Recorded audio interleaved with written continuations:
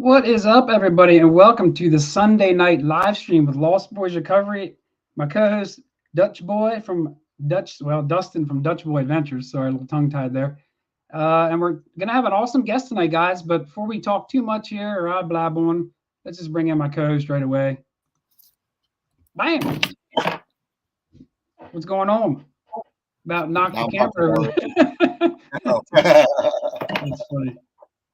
Hey, first of all, Alan, Kevin, Teresa, I say hey back. It's going to be a good show. Yeah, definitely. Definitely. How you Definitely. been? Doing good. I know you went out hunting today. Any luck? Got one button. I wouldn't put it away now. It was a repurposed Navy button, Gotcha. which it was a two-piecer, and I showed it to Charlie Harley because I'd never seen one. A two-piece that had holes punched in it, right? Oh yeah. Okay. And it is a two-piece. So Right. um and I just think that's really neat because you know what I mean, like someone had that, they lost the back piece of it. Instead of just throwing it away, they put two punches in it and they wore it further, and Right. that was a surface find. So always look down to the ground, my friends. Serious, I find so many things surface finding, Yeah. so many. So Found hey, some arrowheads probably that way too, I guess. no, everything but. Really? Everything but, yeah. Now I found some Native American stuff that way, like a net anchor, and some other things. But what do you say? Look at all that merch, Alan. You're not right, man. You're just not right. got that Dutch Boy Adventures hat. Man. I see David's in here. Alfonsetti. I like that last name. Yeah, I'm a little partial to that. Who else we got in here tonight?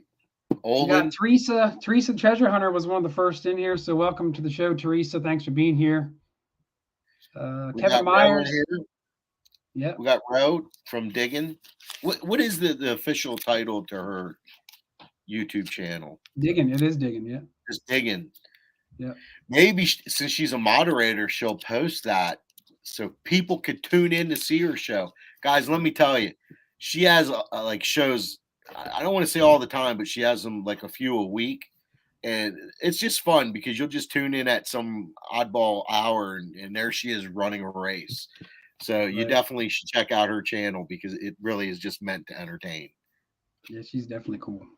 Josh from 508 Magnets is in here. I guess a few weeks ago, Dustin, I went to that deep search metal detecting event in Deal, New Jersey. I made a video about it. I did get a chance to meet Josh from 508 Magnets, who also has a nice YouTube channel as well. Really cool guy. It was really cool to meet him. So that was cool. That's awesome. Yeah, it Yeah. looks like we have a lot of the regulars in here. Chris Roberts, yeah, it's just getting colder, too cold, way too cold. But Yeah, next week, I don't know if you saw the temps for Tuesday, Wednesday, Thursday out our way. It's going to be in the like low 50s and up, where we have our properties upstate, it's going to be in the 40s and 30s. wow. So, yeah. I'm hoping it doesn't get too cold before the crops. I'm still waiting for crops to come down. Soybeans, I got a heck of a permission I've been waiting to hit. It's just the crops are just still up. So I mean, there's even corn up down here still. So I mean, They're all coming down, like starting last week into this week. They're just knocking them down left and right. right. Yeah, I mean, I've been waiting too, and I just can't wait until they're all done. But yeah, it's tis the season, but it's One gonna. I looked ahead; it's gonna get warmer again. It's just a right. temporary cold snap.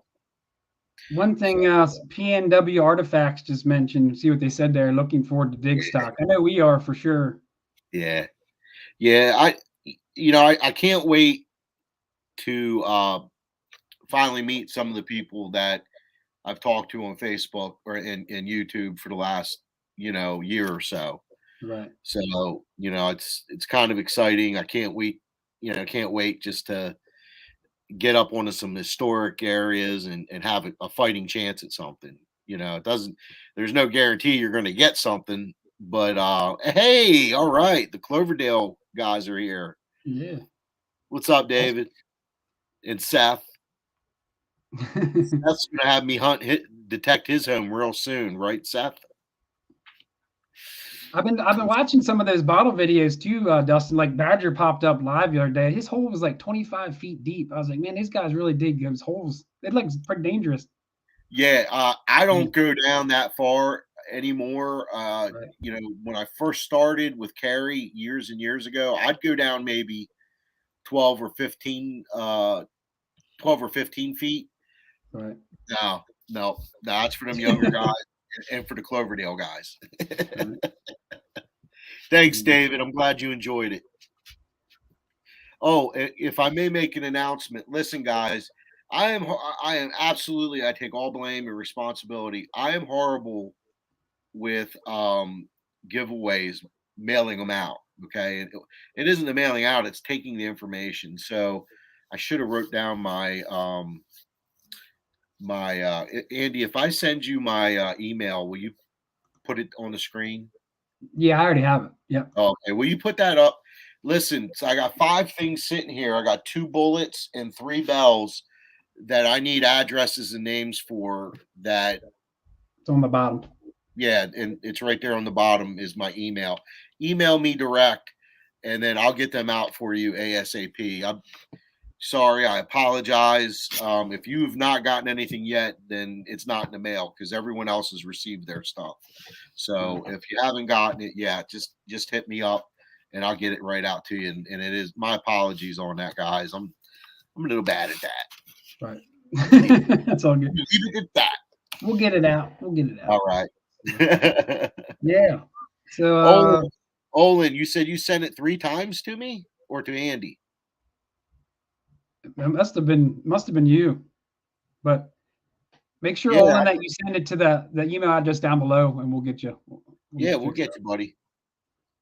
So. And also when you email me, remind me what you won. So I can, make sure I don't mix it up. And I'll throw in an extra goodie or two. You can trust me on that. Yeah, man. We got Jersey History Hunter popping in to say hi. How's it going, Audra? What up, girlfriend? Ski Searchers hanging out in the background. Yeah. So real quick, the guest tonight, I've been talking to him for a long time. One of my personal favorite YouTube channels, besides Dutch Boys, of course. Haha, kiss your butt there, little. But no, Matt, the Ski Searcher, is going to be our special guest tonight. Like I said, I've been talking to him for quite some time. We help each other out sometimes on YouTube, but he's been helping me out with certain things. Really cool guy. A guy from the 80s, just like I am. We always joke about the 80s and stuff. Just old memories and things that we always came across, TV shows and whatnot. So really jokey guy. I think he's right along the lines of Dustin and I. So I thought maybe he'd be a great candidate, to have on the show. And, he can tell us his experiences in the metal detecting world. And I think he does bottle digging and a little bit of everything. So kind of a jack of all trades there a little bit. So anything you want to add there, Dustin, before we bring him in? Yeah.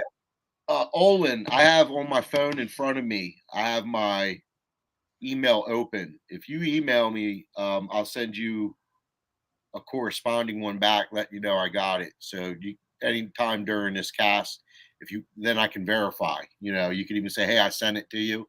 That way, if I didn't get it on here, I'll be able to say I didn't get it. So that, and then I saw Greg Blake was in here, and I wanted to say hi to Greg. He's a huge supporter of you and me. So, what's up, Greg? I'm excited. I can't wait to talk to Matt, Ski Searcher. Yeah. Matt sent me some stuff here as well. Real quick, I'm going to play this real quick just to show. Matt sent me a little goodie bag of some stuff to give away tonight. So stay tuned. There's going to be some stuff I'm going to give away as well. I know everybody loves the giveaways. We're not here about the giveaways, but Matt offered to send me some goodies to give away. So I'm going to play a little clip here. just kind of showing what we got going on here for tonight. All right, guys, got a package from Matt. Let's open it up. See what we got. Thanks again, Matt, for sending this out. Some giveaway stuff for the show. Some packages here. Oh man, I see the good old ski soda in there. We got a cool token with a cowboy and a horse on it. That's pretty cool. Looks like a Civil War III ringer. And several Ski Searcher stickers. But check this out, guys. This is what it's all about. Ski and Ski Searcher, baby. Thanks again, Matt. That's awesome. So yeah, so that was just a little shipment that I got from Matt. We're gonna talk about the whole ski. When I first met Matt, Dustin, I was like, ski. I was like, this dude must like skiing. You know, he must hit the. That's what I thought. Slopes, you know, he's looking for some slopes to hit. But I was pretty much wrong. I was like, what the heck, man? When did we switch up genres? Yeah, and we're gonna go over that pretty much probably right off the bat here. So, but I guess if you're ready, man. Jersey Ray, what up, girlfriend? And then there was the Patty was in here too. Hey, Patty, just want to make sure, Tim, don't want to forget anyone before we get wrapped into it. But you know, we'll mention you throughout if you're coming in. Make sure you guys hit the like button and yeah, that's it. Other than that, let's rock. I think we'll jump right into it with our special guest. Let's bring him in.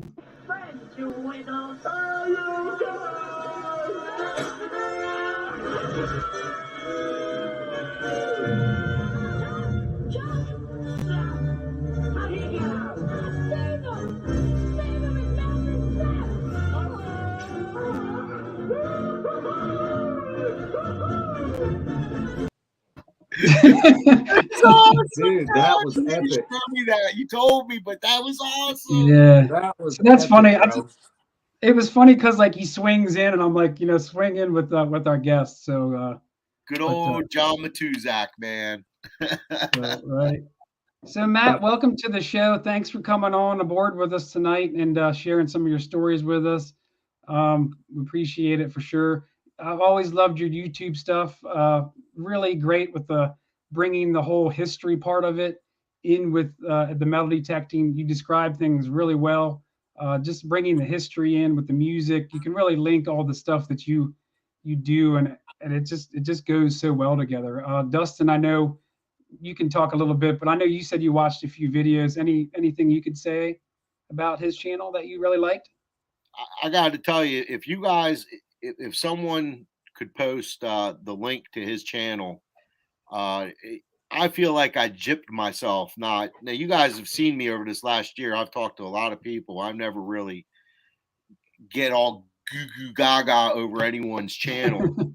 This guy here got a good channel. I mean, he put some time into his editing. What is it? Adventure Archaeology. I like watching those guys down south when they're on their creeks and stuff like that. And they add in bits of history and that's exactly what Matt's doing. And I mean, fantastic.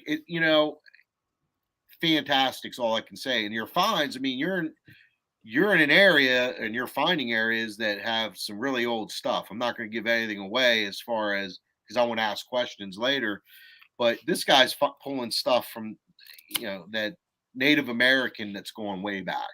So, it's just fascinating. If you guys haven't checked his channel out, you got to check it out. I mean, I'm going to sit there and binge videos for the next couple days. So until, I get to the older ones, like, cause I know my older ones weren't that good either. Right. But, yeah, I'm super excited. And I watched about 4 or 5 videos, including your new one today. And that one was a great video, really good video. Absolutely loved it. Absolutely. Thanks. So, yeah, guys, check him out. Like I said, I normally don't get that way. Like, I don't even promote Andy that. I don't even promote me that way. Where, hey, you got to check me out. No, this guy has a kind of channel that maybe at some point I'll gravitate towards more of that. I've added older pictures and stories and backlines, but not with the quality and degree that you have. So I'm really looking forward to this. Yeah, I mean, so what I think we're just going to hop right into it. I mean, the introduction is here. Matt, I mean, Ski Searcher. What drove you to the name Ski Searcher? I mean, a lot of people probably might know this story, but maybe give us the 1-2, maybe a little history about the whole Ski Searcher name and how it came about. Dustin's got one. Woo! Yeah, so here, before we go into it, look, mine's clear. Ski toast. Yeah, so Matt, send us some skis. He talks about the skis. Now I got the green screen. Yeah, this is delicious. So cheers, guys. Cheers, brothers. Never Let happened. me know what you think, man. And cheers to you in the audience. We love Better it, guys. Mountain Dew. It's better than Mountain Dew, man. Yeah, it's like a light Mountain Dew, but with all the Mountain Dew, like no bad back taste or anything. Yeah. It's not heavy. I don't get a crash when I drink it. That's why I like it. But no, so the name started is first off in Southern Illinois, ski is like freaking king around here. Nobody hardly drinks Mountain Dew. But you can't get it everywhere. It's kind of almost like a underground thing. Like you can go to the place where they bottle it at in Breeze, Illinois, and you can get like big crates of it, man. And they do returnable bottles. And they're one of the only people who still do soda the old school way. Like they bottle bottles the old school way, and you can return them. You can get like a 24 crate of them, dude, for like around $10 or so. So you can find them in some gas stations and Walmart, but not all gas stations have them. So, but I know all the spots. So if you ever come to Southern Illinois, guys, I am your man for the ski. But yeah, I get skied up, man, and that gets me geared up to want to go out and find treasure, lost stuff, man, from the past, metal detecting. I like to go search creeks for bottles, mudlarking, any exposed dirt, dude, in that old area, I'm on it, dude. I got my detector in my truck. I'm cruising around for tear outs. I just kind of do it all, man. If it's old, I like it. My father actually got me into arrowheads and coin collecting as a kid, and that's what beat it in my head to start collecting stuff. He gave me old pocket knives and stuff, and he's the arrowhead guy. My dad is. He's like 80 now, but he's been collecting arrowheads since he was like 10. So his collection is insane. He's got like paleo, Daltons, you name it, big spear points, man, that long. So he would give me some over the years. And, you know, he used to tease me and my brother. He's like, you know how I got you guys hooked when you were little is we'd be going down the corn rows, you know, or the cut farm field, and he would throw arrowheads in the ground, you know, and we think we'd find one, but really he threw it on the ground. But that's how he got us hooked. I was like, are you serious? I really thought I found something, you know. But he salted it. That's awesome. Yeah, he goes way back to my dad. I saw a video where you were arrowhead hunting and you had a great day, and you were mentioning your father in the video, and you had said something where your dad told you, well, if you see bits and pieces, that means you slow down and then take your time and look. And I see you guys definitely had. You're lagging now. He's off. But you guys got to check that one video out of Matt's. He has I forget what the name of it is, but it's like all he did was arrowhead hunt. He didn't go with the detector, and he was finding points and all kinds of stuff in the fields. It was really cool. We found a couple drills, which I wouldn't know the difference between a rock and a drill, to tell you the truth. And even the rocks, like you found the one rock where you couldn't quite determine if it was I guess an axe head or whatnot, because there wasn't any strap around it, like the signs of a strap around it. Right. But you know, like just the fact that you knew it was something that they did to alter that rock. You know what I mean? Like I've probably walked over 1 million of them. I know I'm always walking over something that it's probably better than, you know, I should have stopped and looked at it, but it all looks like rocks to me. Right. Yeah. He beat that in my head at an early age, he's like, you see this, son? See this fits this way? You can fit your finger right here, and they smooth it down right here. And so, yeah, definitely always got my eye out for stuff like that. Now that is his main hobby, but I love arrowheads. But my main hobby is metal detecting. I love arrowheads, but I try to do it all. But number one is metal detecting. So that's what you're mainly going to see on my channel. But I do like to go out and find old bottles and every once in a while arrowheads, but it's mainly metal detecting related stuff. So Yeah, that's awesome. That is just an awesome point. yeah, and that was a no-till field. They never till that field up. So I was just searching exposed dirt on Wow. a cut bean field, and that was after a good frost and the ground froze. And I don't know if you guys know this. This is a good tip if you guys don't know, but whenever the ground freezes and then it unthaws, you had a big snow and that snow melts, then it exposes those arrowheads a lot of times. No, I never knew that. That's awesome to hear. Yeah. We have fields up here that I'm always walking in, but I'll have to bring you over here to walk them with me. Yeah, I want to dig that hill because they just never tilled up. When I do go there, the first time I hit it, I found a bunch in that video, but now it's just like 2 or 3 every once in a while. But I want to dig that sucker out, sift it. What is the oldest Native American thing you found? I've never found paleo yet, so I'd say late archaic. Which is how many years? Right after that, I think. How many years was the archaic? Paleo is 8,000, isn't it? Yeah, I think archaic, and don't quote me on this, I think it's like 5,000, 7,000. Okay. All right. Yeah, I think that makes sense because like paleo is like 8 to 10 or something like that. Definitely could be wrong, but yeah, that's still, I mean, to find anything older than our country is pretty jazzy to me. Right. And they call them Native Americans because they're Americans too, and that's part of our old history that we probably don't know enough about. Yeah, and Dad always told me, he said, it's just like when we go out to an old home site, and there was a home there in the 1930s and 40s and 50s, but then there was a home there late 1800s, early 1800s, maybe even colonial. So it's the same way with the Native Americans. You can find stuff from woodland on that site to, archaic to paleo. He said the deeper, the older. So. Yeah, we were in, I don't know if it was Boyertown or not, a couple weeks ago, and we were in a field that was plowed. First plowed field I ever hit. Now, there was nothing in it, but there was a lot of Native American jasper, work jasper. And they were saying how there was a camp around there at some point. And we dug out pretty much a good quantity of just picking it off the surface, work jasper, pieces of arrows and stuff like, or points and stuff.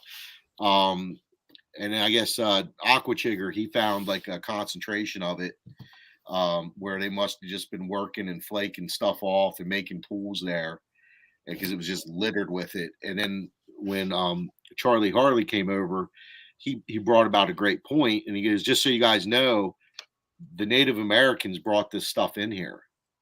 This jasper isn't native to this area, and Oh, yeah.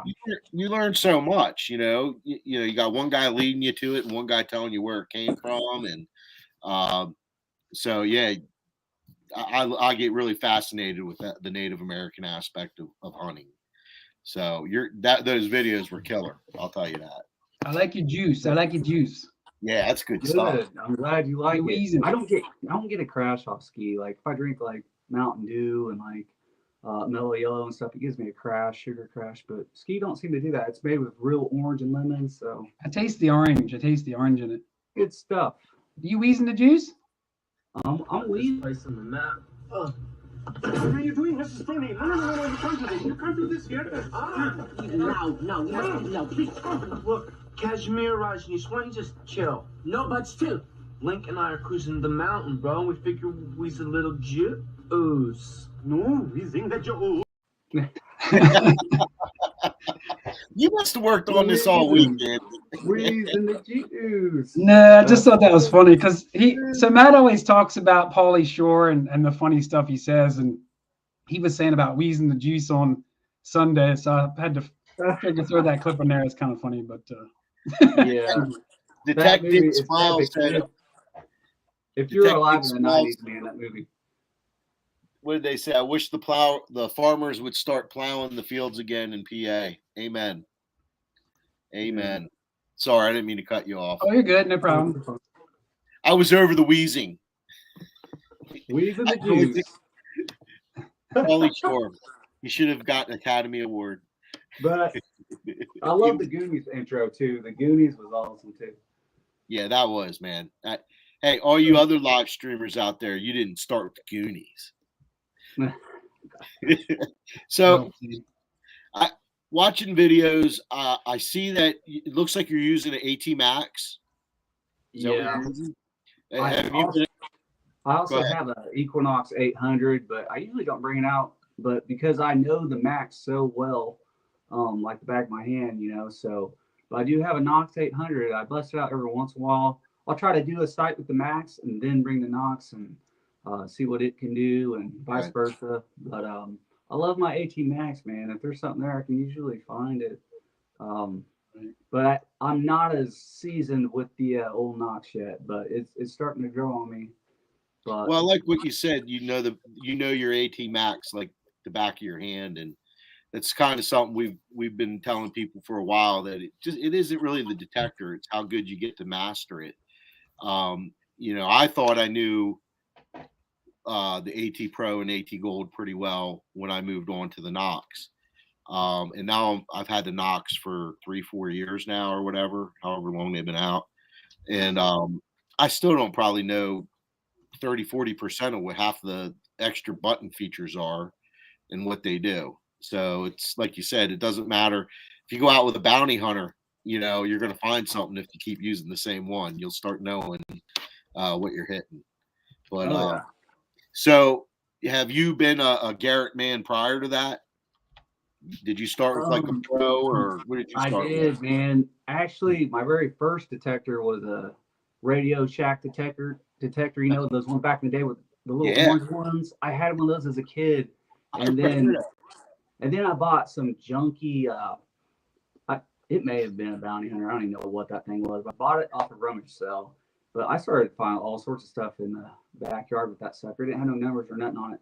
Then I was like, okay, I'm gonna buy an Ace 250, a Garrett Ace 250. Then started killing it some more in my backyard. And then I started detecting the neighbor's house back behind her house, and they had an 1890s house, Victorian home, still standing. And my house was built in like the 30s or 40s, but it was close enough to that house that I was finding old stuff, probably from their old farm. But that's how I got hooked on bottles, because I found an old dump at the bottom of this hill back behind this 1890s home. And I found this little bitty poison bottle, man. You guys can see that. It's triangular based. Look at that. And it says JP Morgan and Co. on the bottom. And it's embossed, says poison on the side. And it's perfect, man. I was at the bottom of that hill in that little dump, and there was metal in the hole. That's why, I found the dump. And that little sucker got me hooked on bottles right there. It was, oh wow, awesome. It was rated KT5 on the scale, the rare scale. So it's a pretty rare poison. I bet I can get. I mean, I'm not going to sell it, obviously, but probably it's worth $300 to $400, $500. Yeah, with it's definitely worth more than the one I have with those angles. It's probably about 30-40 years older than the one I have. But yeah, you're right. That's a $400 or $500 bottle, easy. Yeah, that bottle right there, I found in a creek where they used to have an old fairgrounds that ran from 1860s to about 1906 in my town. And that bottle got featured in American Digger magazine on the front page, which is awesome. And it says the Arcade Grocery Co's Whiskeys, Brandies, and Wines, 405, 407 Broad Street, Nashville, Tennessee. And I'm in Southern Illinois, So it's like, what's this Nashville, Tennessee bottle, dude, popping up in this creek in a sandbank, completely preserved. You know, it had some scratches on it, but little tiny little flake off the lip. But man, I was so tickled to find that bottle right there. So I looked up the address on the bottle and check this out. That bottle, one of the buildings was still standing that they bottled that bottle in, and it's the building is on the historic downtown Nashville strip, dude. Like the honky tonk bars and all that, the historic strip. That building where that bottle was bottled is on that strip, and it's a honky tonk bar today. The building that they bottled that bottle in. Wow, It's called that's awesome, man.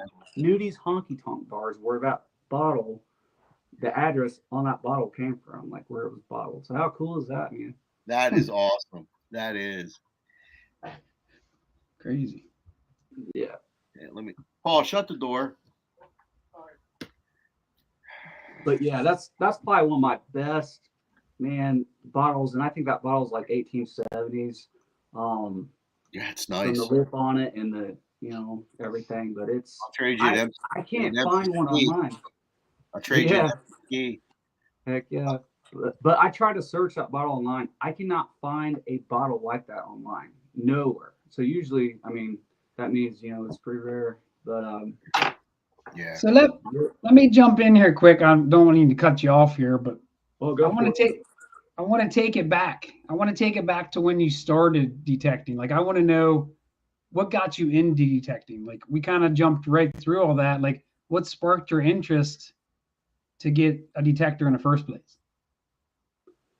Well, I was one of those dudes that seen the diggers on TV. That kind of sparked it. That is on Nat Geo, you know, and I seen that. And then I was like, that looks really cool. You know, they got AT Pros and Garrett. I want to have that stuff too. I gotta have what they have to find goods, you know. And I was a newbie, and then there was an old boy in town that I knew who detected all the time, and I went to high school with him. He's been metal detecting over 20 years, so I knew of him. So I reached out to him, and he kind of took me under his wing and showed me the ropes, showed me how to look for old home sites on the historic maps and stuff like that.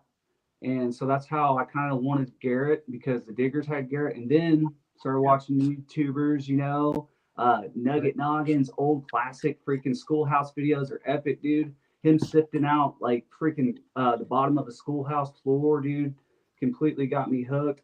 Oh, I found an Indian head penny, you know, like that.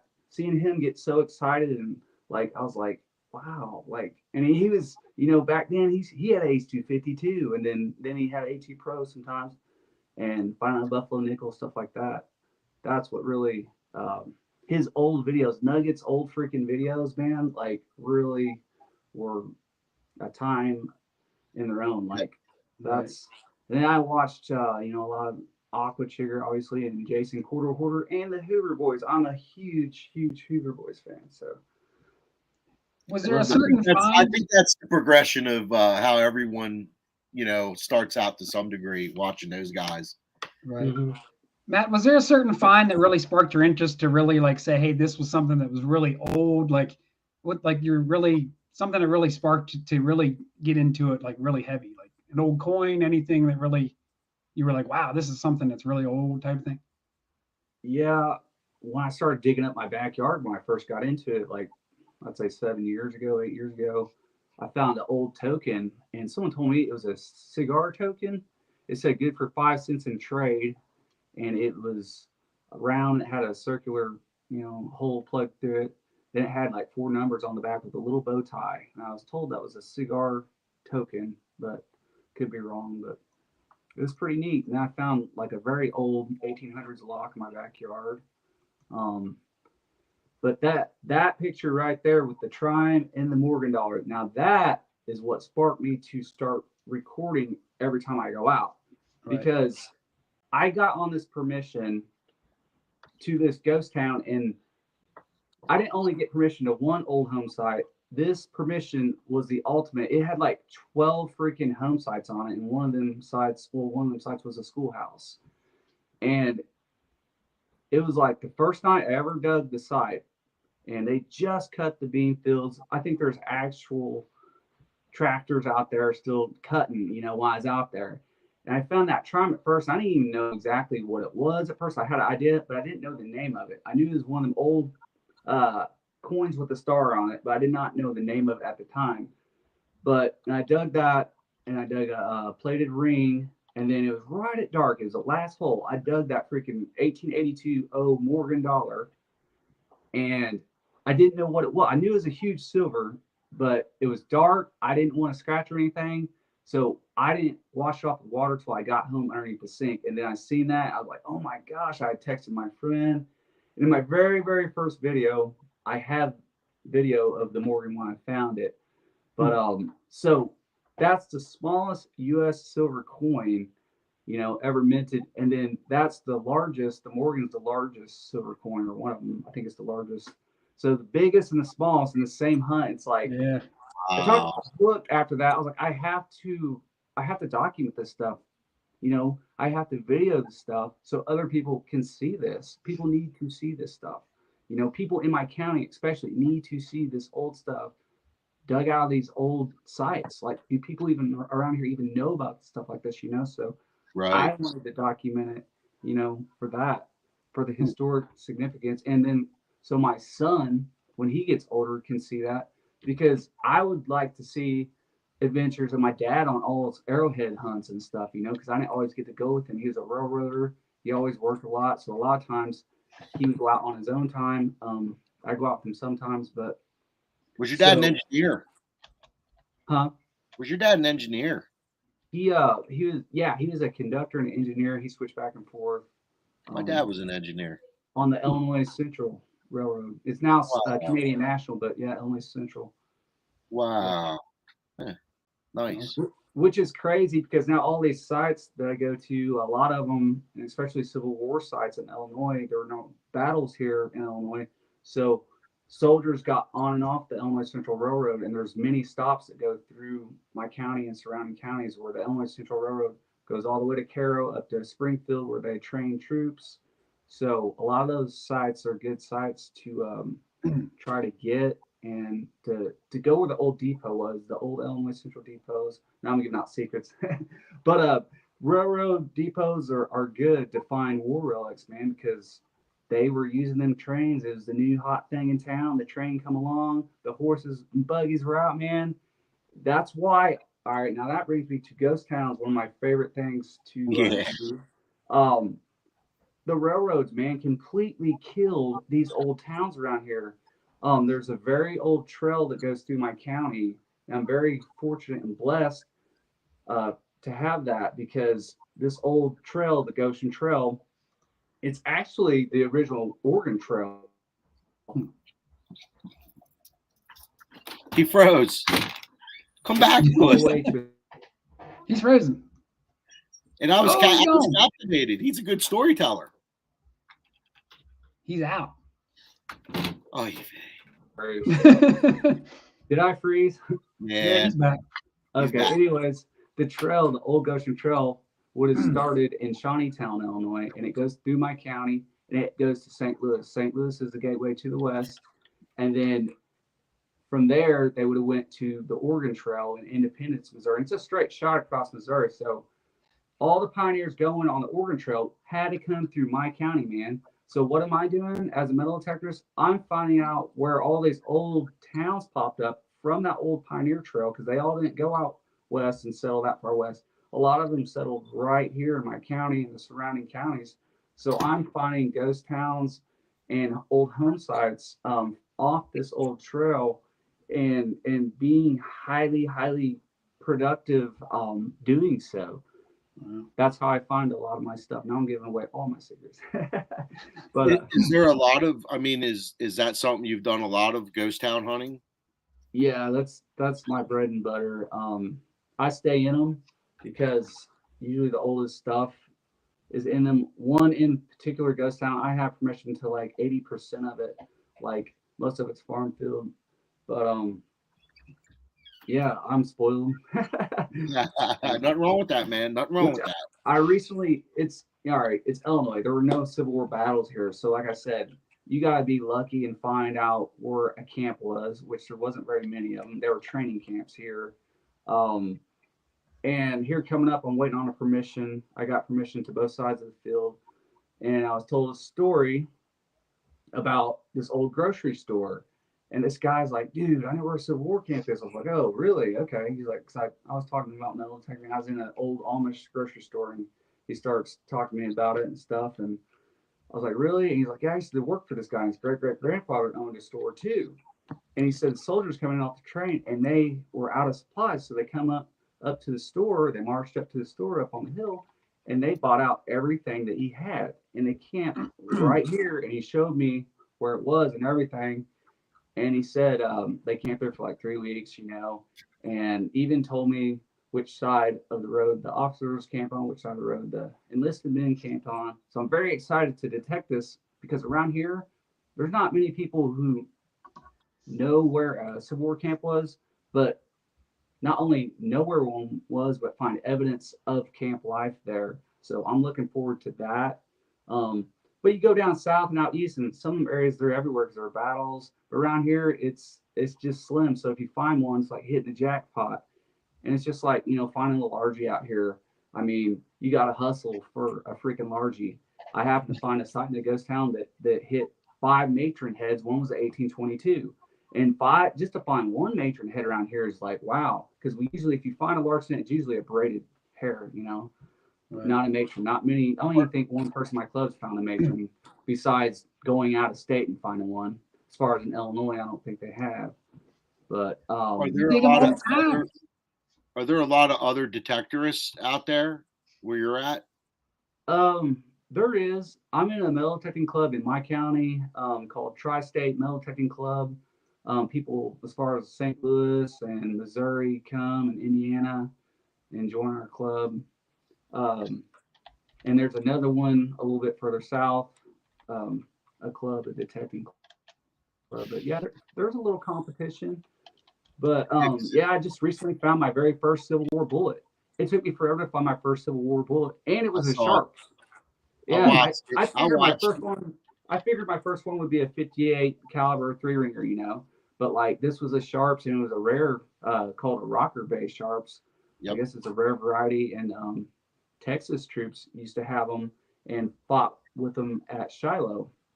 So that was pretty awesome. Just to find that one bullet, dude. I found buttons, but the bullets just, like I said, but at that Civil War camp I was telling you about, the guy detected like 20 years ago, and that told him this, and he said he found like 20 bullets.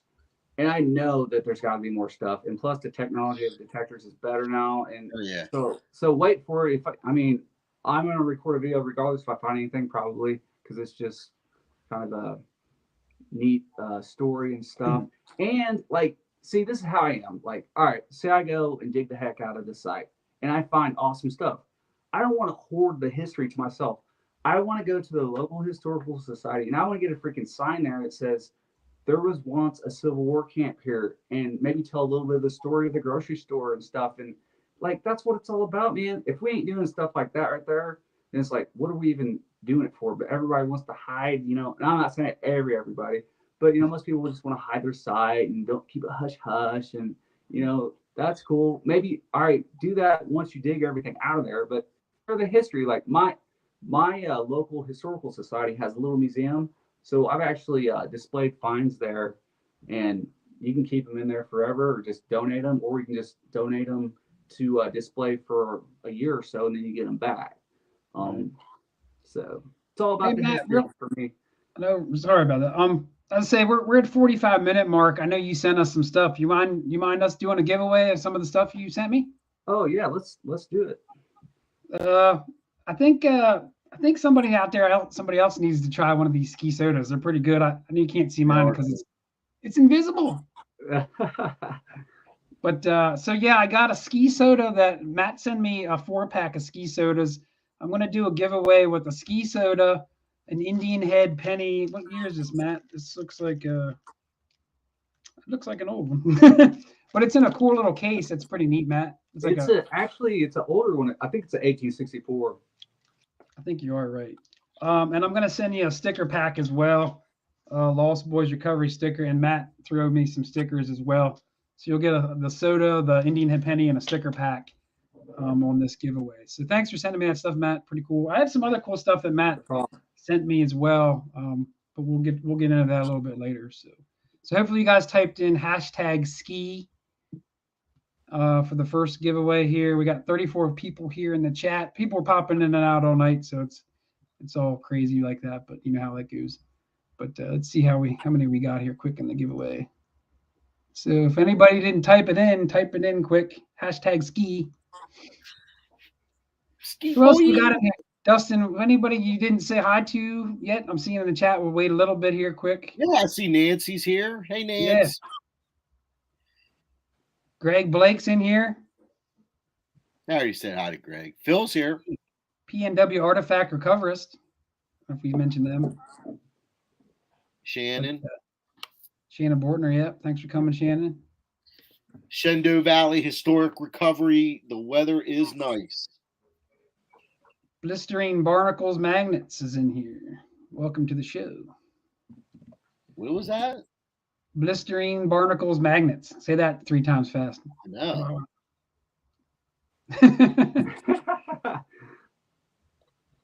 But all right, well, let's just go for it. Oh, and I didn't say hi to Big Ed. Hey, Ed. I said hi to the feed, but flashing your pan Ed's here as well. Yeah, he's had some good giveaways. Yeah, Matt was on Flashing Your Pan show as well. How like a few months ago? I think it was like it was a while back. Well, probably almost a year ago, I'd say. Okay. Yeah, I noticed that when I was kind of digging on some research there. I found your show there, but yeah, that was a good time. I love Ed and the Flash fam. Yeah, Ed's a cool dude. There he is. You're all right, Ed. You're all right. We love you, man. All right, guys, let's jump into this giveaway quick. Let's go.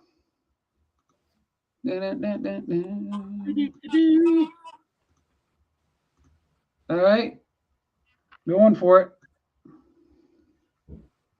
Drum roll. Drum roll, please. Somebody's gonna be wheezing the juice.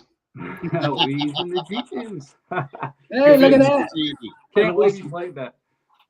Flash one. Hey, big winner. Hey. Better guy couldn't have won. Wow, we was just literally just talking about him. That's awesome. Congratulations, Ed. Hey, Ed, do me a favor, Ed, if you can. I'm going to put my email address there at the bottom of the screen. Just send me your info, Ed, and I'll send that out to you. I don't know if has Ed ever had a ski? I don't know where he's from. Ohio, so probably not.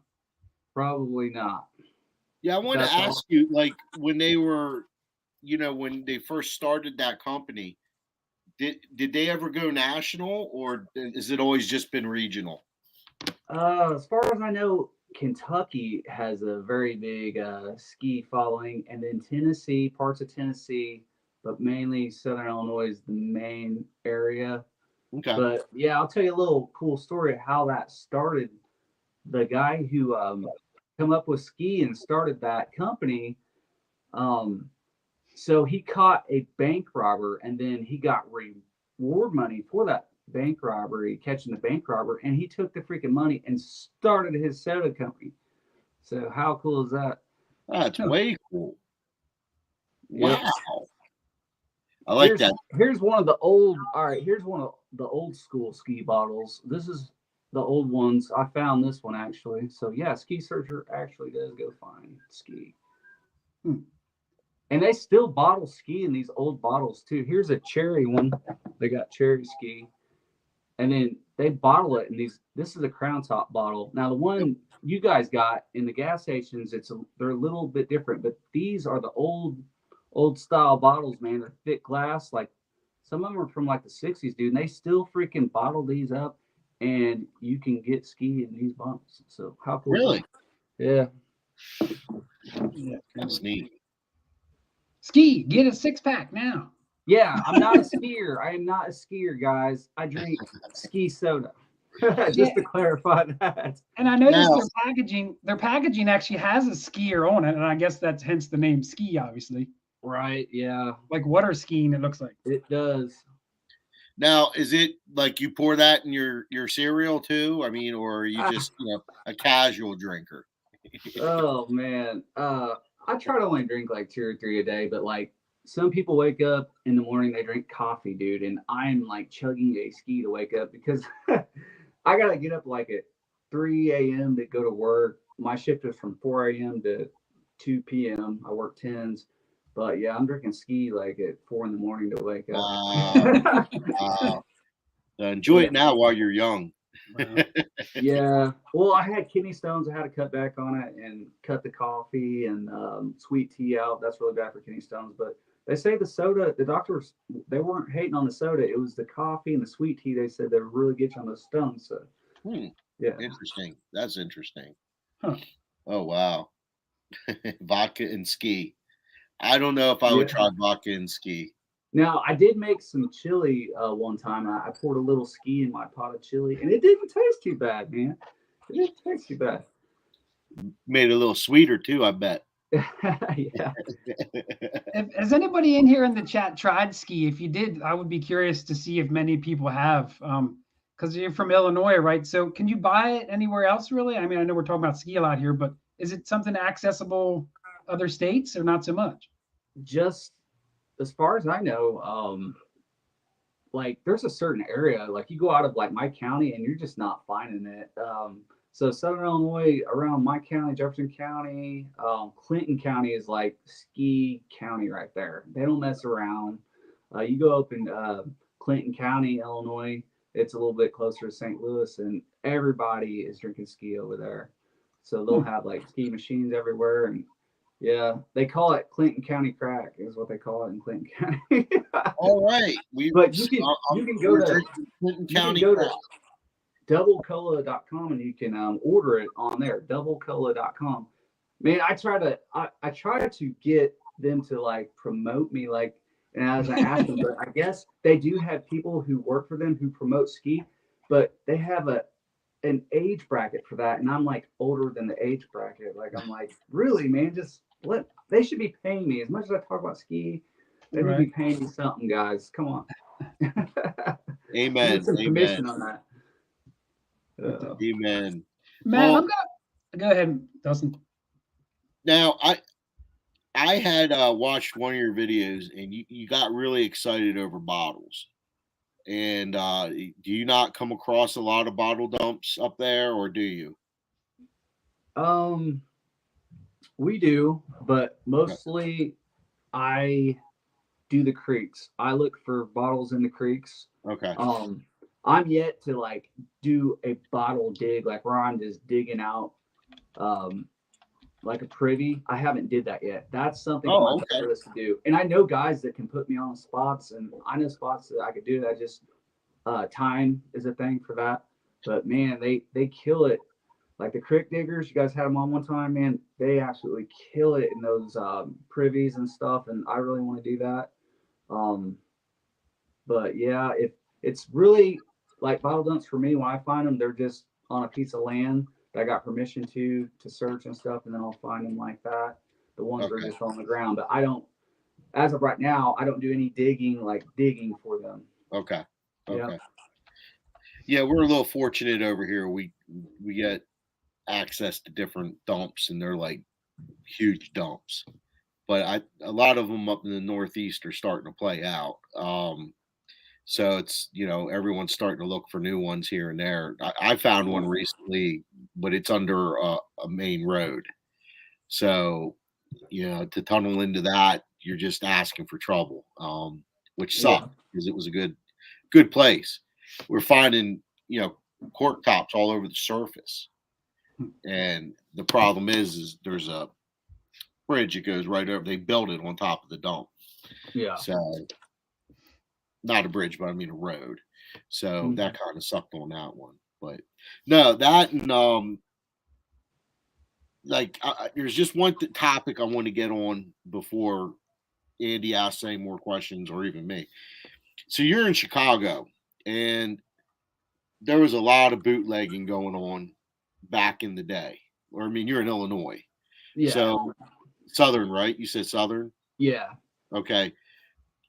Anything like, have you come across anything like back in that day of like the old syndicate or secret rooms or anything along the nature, like finding anything from that era that relates to the Al Capone era? The only thing I run across, man, like that is the bottles marked sell prohibited, Okay. for sale or prohibited, and those some of them are during the prohibition era. You know what I'm talking about? Yeah. Those, Oh yeah. those Oh yeah. bottles with that mark on there. Yep. I know some of them are and some of them aren't, but that's pretty much the only thing. I just Bottle wise, I didn't know, like with like the ghost towns and stuff like that. Like if Yeah. you found any, like I know they're probably like no foundations or whatever, but like I didn't know if you found any secret basement rooms or any wells that may have had a bunch of no. stuff hidden in it.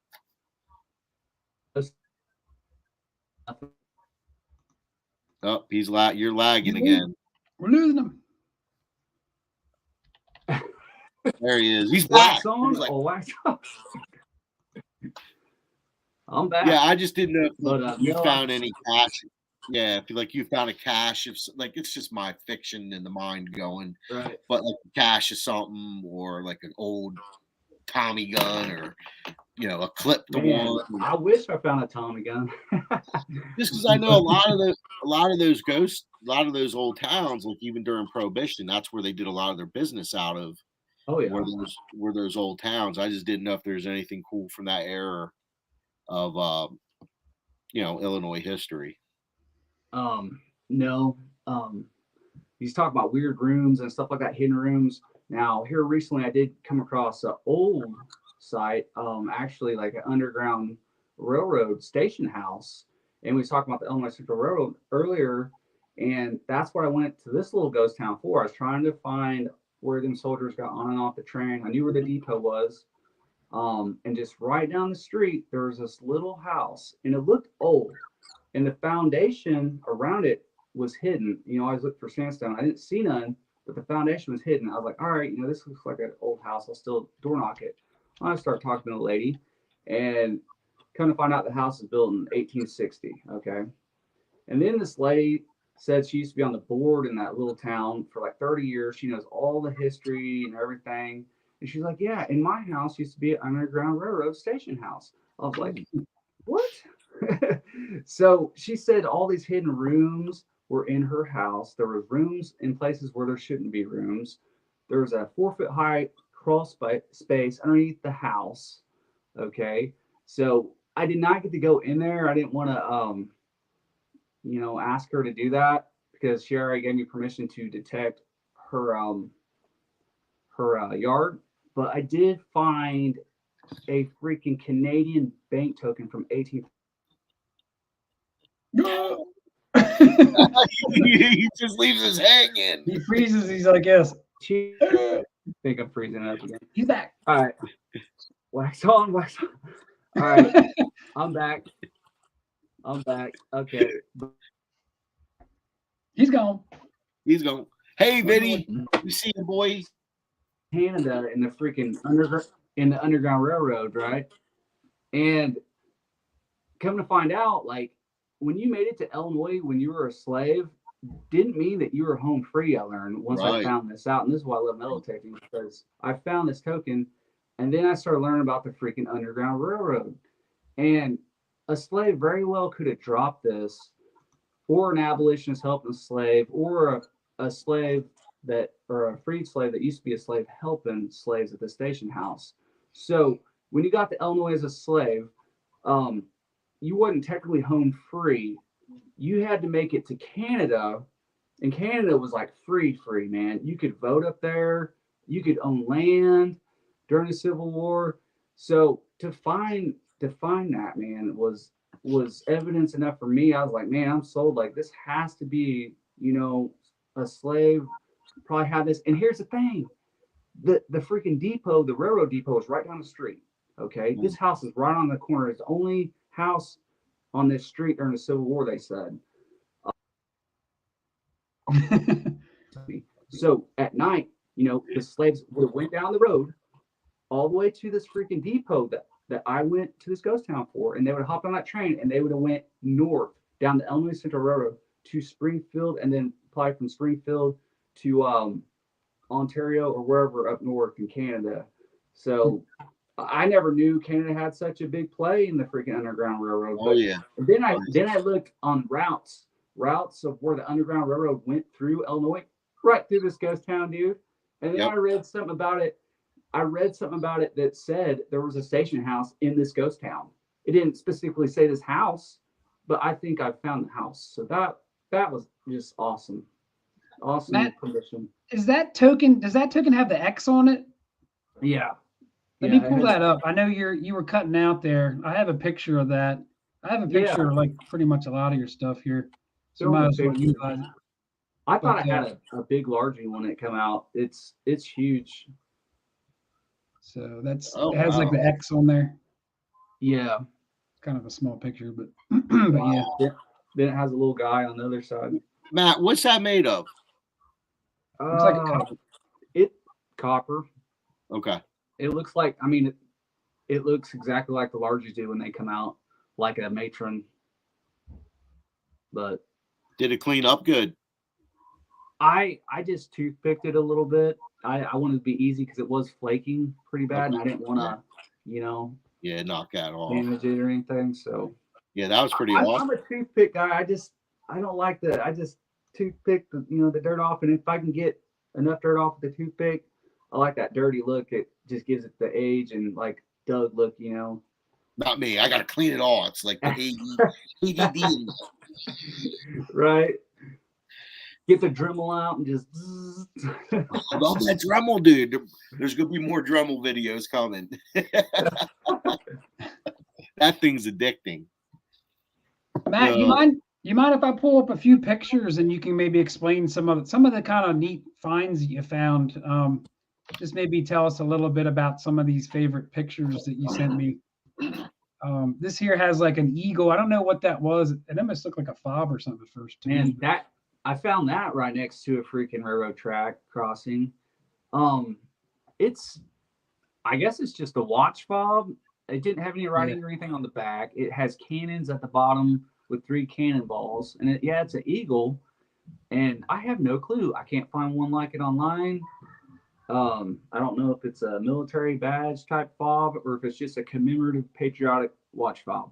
So, but that find, I mean, I love that find. I was going nuts over it when I found it in my video. But that's definitely pretty cool. Yeah, those are the kind of finds that are like with all those like little details on there, just definitely cool to find. Yeah. They get you fired up for sure. Yeah, at first I thought it was like a garb, a veteran badge, a GAR badge from the Civil War, Civil War veteran, but it's definitely not. It's something else. Yeah, My guess is probably just a very old patriotic watch fob. That's neat. Anything with the old eagle on it, I love. definitely. There's a few more pictures here I wouldn't mind finding the story about your. So how many arrowheads have you found? I was just thinking about an arrowhead for some reason. Have you found a lot? Like I said, my main gig is metal detecting, but I have found, a handful of arrowheads. I'd say maybe a case full that are really good keepers. Because I'm too busy detecting, man. Once I got the detecting bug, and I just, I'll go out. I need more rock hunting sites because it's easier for me to ask a permission for detecting than it is arrowheads. I don't know why. I think I'm gonna get told no for arrowheads just because everybody and their uncle goes out and searches the farm field behind their house for arrowheads, I guess. And it's kind of like deer hunting, everybody's already on that spot, so I'm afraid I'm gonna get told no, but I'm not afraid to ask anybody to metal detect their yard though. I will walk up anywhere, anytime usually, and I'm usually the guy, if we're in a group, like I'm always the guy walking up to the door. I just got the gift of gab. I guess I can usually get the yes. Not all the time, but I'm pretty good at getting the yes. I got little tricks, but mainly I just beat in their head like, look, Yeah, This you is- just beat their this- heads in until they say yeah. Yeah, just Beat their head in until they say yes. Rocky Balboa. No, but I beat in their heads about the history. It's got to be safe. I don't come off like I'm trying to find Aladdin's freaking magical lamp, treasure. Like I come off like, look, hey, I'm a local metal detectorist. I'm in the local club here in town. I know so and so down the street to make them feel comfortable. I'm a local, and I just explained to them that the stuff that's going to be found is significant to the ancestors, our ancestors, of the Right. county and maybe some of their ancestors, and it's going to sit in the ground forever unless somebody like me comes around and finds it. And they don't usually metal detect or don't know nothing about it. So they're like, okay, if somebody's going to do it, it's probably going to be this guy. So then they usually say yes. Then it's my good looks too, and no, I'm just kidding. That's a joke. But yeah, The coin in the picture, Matt, what's was that a farm field coin there? Or looks Dude, like corn stalks. that's a ghost town freaking half dime right there. It's an 1853 O mint, and it's in pretty good shape. It's got Yeah, I plenty see of that. detail on it. Right across the street from that was a tavern, and then there was an old stagecoach stop and hotel that was built in 1859. So that predates that. Yeah, that's crazy. Yep, it's an 1853 Theros. Very It took nice. me forever to find my first seated dime, man. Like, I don't know why. That was a white well mine, a seated. Then I found my first seated dime. Then I found like two half dimes. I found an 1839 and then that 1853. Now I was tickled to find those. Now I want to find a Civil War belt buckle. If you ever see me dig one, I'm gonna freak out. I want to find a gold coin, and that would be freaking epic. And that's why I stay in these ghost towns, man, because I know eventually one could pop up, and then a cat bus, freaking anything, a cat bus dime, a cat bus half. Those are my three main things that I want to find, and that's on my list to do. So Have you I'm found not gonna sleep until I find one.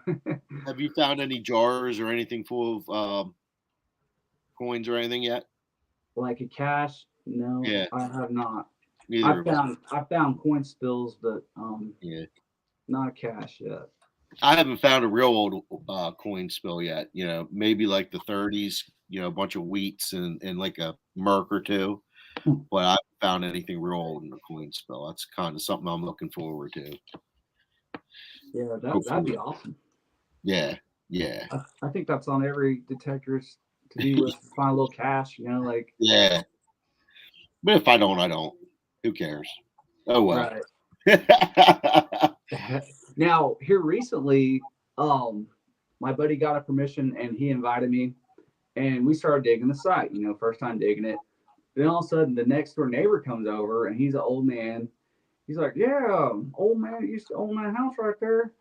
He dropped a gold coin out there, and they never found it. A $20 gold piece." I was like, "Are you kidding me right now? Hold on, we're detecting a site right now where an old man dropped a $20 gold piece, and you never found it, dude." I was like, beep, beep, beep. Me and my buddy start just beep, beep, beep. And I had my little 3-year-old son with us. And so it's kind of hard to pay attention to what I was doing. But we dug the site numerous times and never found it. But it's just the thought of like, Right. It could happen. Any hole, we're digging it all, baby. I mean, we usually do dig everything, but we definitely digging everything every time we go out there. So I ended up finding some cool things outside. It's one of the sites that was just loaded. I found a really cool miner's tag from my town, which is like pretty Nice. historic for my town. It says Mount Vernon on it, Mining Co. with a 32 on it. And Mount Vernon, that's my hometown. And I guarantee you, I don't think anybody has one of these in my town. And it was an old coal mine that ran to about 1909, from like 1890 to 1909 or 1919, something like that. So That's that awesome. was really cool. Yeah, I didn't find the gold coin, but I found history to my town. That was awesome. To me, that equaled, okay, I don't know, equal a gold coin, $20 gold piece, that. No, but it was right up there, man. It was good. Good Have you find. done any presentations in your town on anything, like for any historical society? It seems like you Man, would be the I'm guy getting to in do pretty that. good. Yeah, I'm getting in pretty good with the historical society, and they legit want me to do a presentation because when I start talking to them guys, they're like, "Whoa, hold up, you're really young." Well, I'm 38, but I know I look way younger. But anyways, I'm younger than a lot of these people in the historical society. They're all old, like old. Yeah, So they're blown away by me, a young person, wanting to talk to them about freaking pioneers and ghost towns and the history of the county. They're like, you need to become a member, and we want you to do a seminar or something and talk about some stuff you found and what you learned about our history because I'm telling them stuff that they don't even know, you right. know. So, Yeah, I mean, I'm sure you could definitely just sit there and blow their minds with some of the towns, and they probably didn't even know where half of them were, or that any of them even exist, until you tell them. Yeah, that's good though. I wanted to ask that because I got that feel from you that like, you're really into the history part of it, and that usually goes hand in hand. Where at some point there's something that you're specializing in that no one else is, and people want to know about it, and you have if you've done like a site, like the back of your hand and the history of it, like that's a wealth of knowledge, that needs shared. So yeah, sounds like you're the definitely. guy to do that. That's for sure. I definitely want to do that sometime. Um, Yeah, it'd help out with permissions too. I mean, if you tell a landowner, I mean, I always tell the landowners right when I ask them, like, some of the stuff could be displayed in the local historical society, and I do that. I found a tag here. I'll show you real quick, and this tag is, and I'm not for sure if it's a tag like a luggage tag. Maybe you guys can help me out. Um, Now it says Ashley Maxey, and it has my town on it, Mount Vernon, Illinois.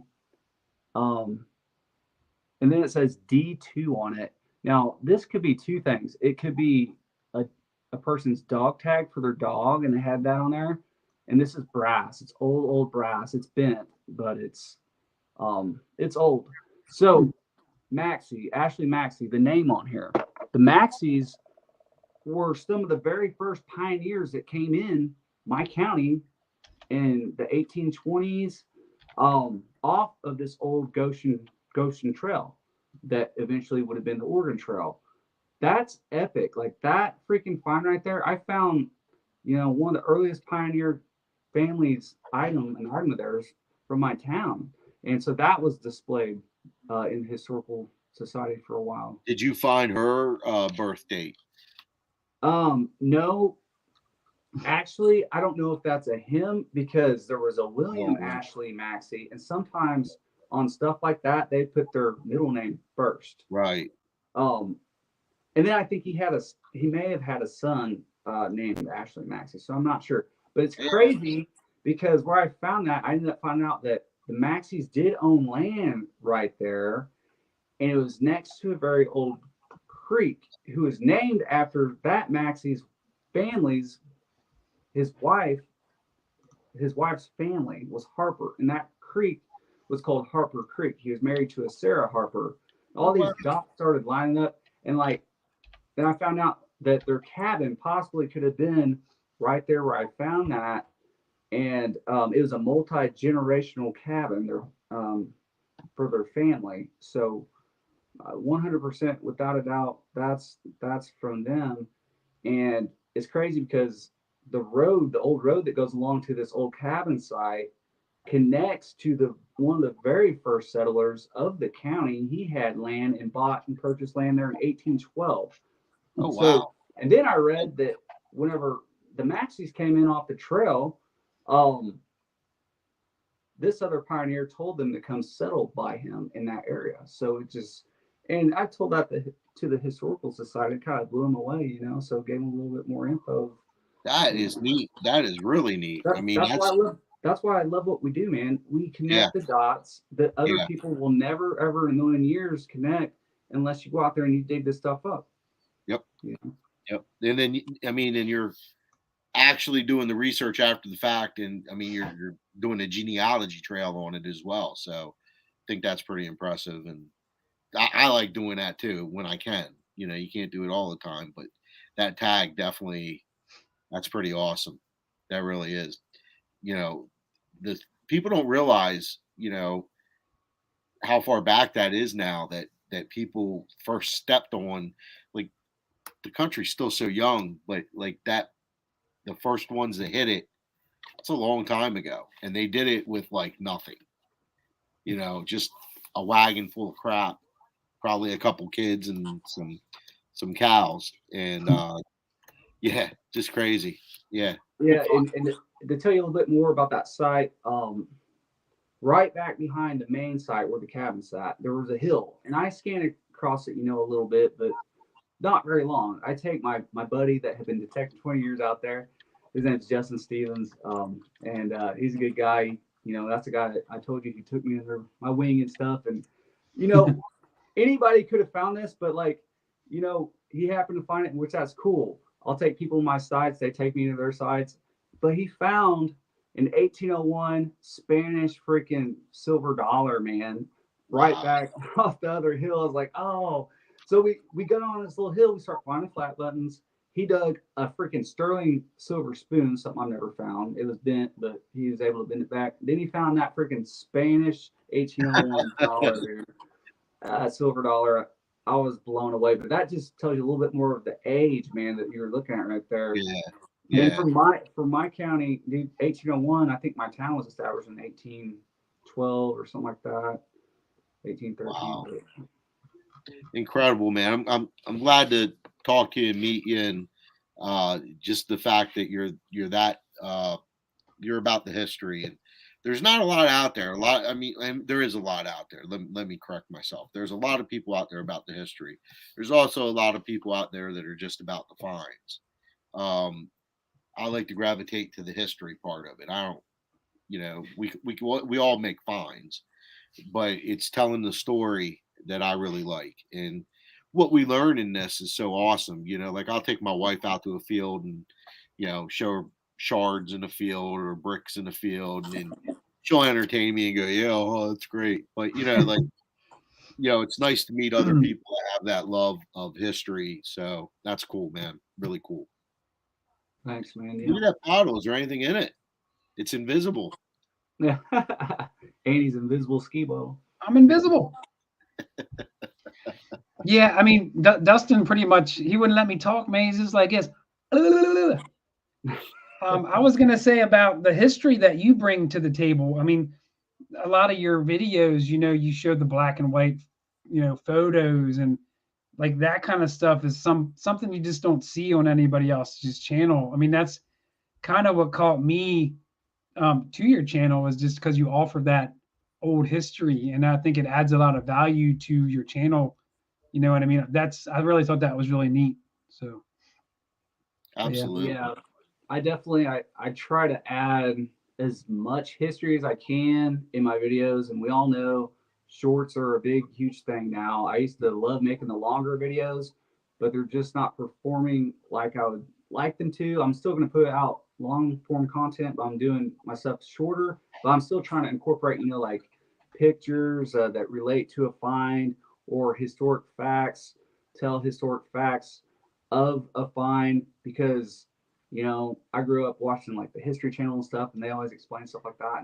And to find something and then be able to research it, that's another thing, that I love to do. I love to research a find it and be like, man, okay, well, why was this here? Let's learn more about it, and then tell everybody about that. That to me is awesome. Like as YouTube creators, it's a TV show. We have our own little TV show that we put out there to people, and it is what it is, man. You put it out there. Once you put it out there, it's out there. So I want it to be quality as best that I can do, and just make it entertaining for the people, want to watch it, and let them learn something about history, Yeah, he mentioned the shorts, like how they're really blowing up. This is kind of how I felt with that. I was just the Mania. I am talking about Macho Madness and Hulkamania, two mega powers meeting here tonight. Hulk Hogan, what is happening? Well, you know, me and Gene, we really don't know what we're dealing with here, man. It's like so like I mean I know that was goofy to play that clip, but the whole shorts thing, Matt really excels at those, and he was trying to get me to do them, and I was like, man, I hate those short videos. I just don't like them. He was like, he really kind of helped me out by telling me to do it, and in turn I told Dustin the same thing. Yeah. I said, You've been I said, helping Matt me, Matt. really- You don't know it. yeah, Matt really does well with these shorts, and he was trying to push them on me, and I was like, yeah, I didn't really want to do them, and I did them, and I noticed a lot of gains, So he's helped me out a great deal as well with my channel, so I appreciate that as well, Matt. So, but Yeah, Matt, I probably owe you 20 or 30 subs because once Andy started giving me these tips the last couple weeks, they've been coming in a little bit faster, and yeah, thanks, man. Yeah, it's like, man, when the shorts first came, I was like, oh no, I hate these things, But I just like anything else, if you don't try to evolve, you're gonna get left behind. Now the thing with the copyright and the music, I love music. Andy loves music. We always talk about music and stuff. Music is a big part of making something cool. And what irritates me the most about YouTube is the copyright on the music, man. Because I was going to ask you, how do you get those Southern ones on there? Like the shorts. No, like that music that you're using, that Southern music. Yeah. Like where are you getting that from? Because I tried. Go ahead. The intro, my intro song. Yeah. That song was made for me. A guy made that song for me. He actually copyrighted that in my name.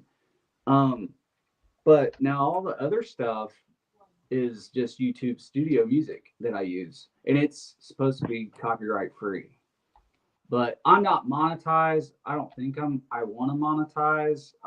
So really I can use whatever I want. But so when I do my shorts, that's why you're gonna start seeing like well-known music in my shorts, and I use that music because I don't care because I'm not monetized. But yeah, that's the song. I love that, man. I love that. Well, I try to be unique with that because that's my intro. I had that made for me. So a guy named Rick Runyon from my town made that for me. So you did a great job. Wow. That's cool. Yeah.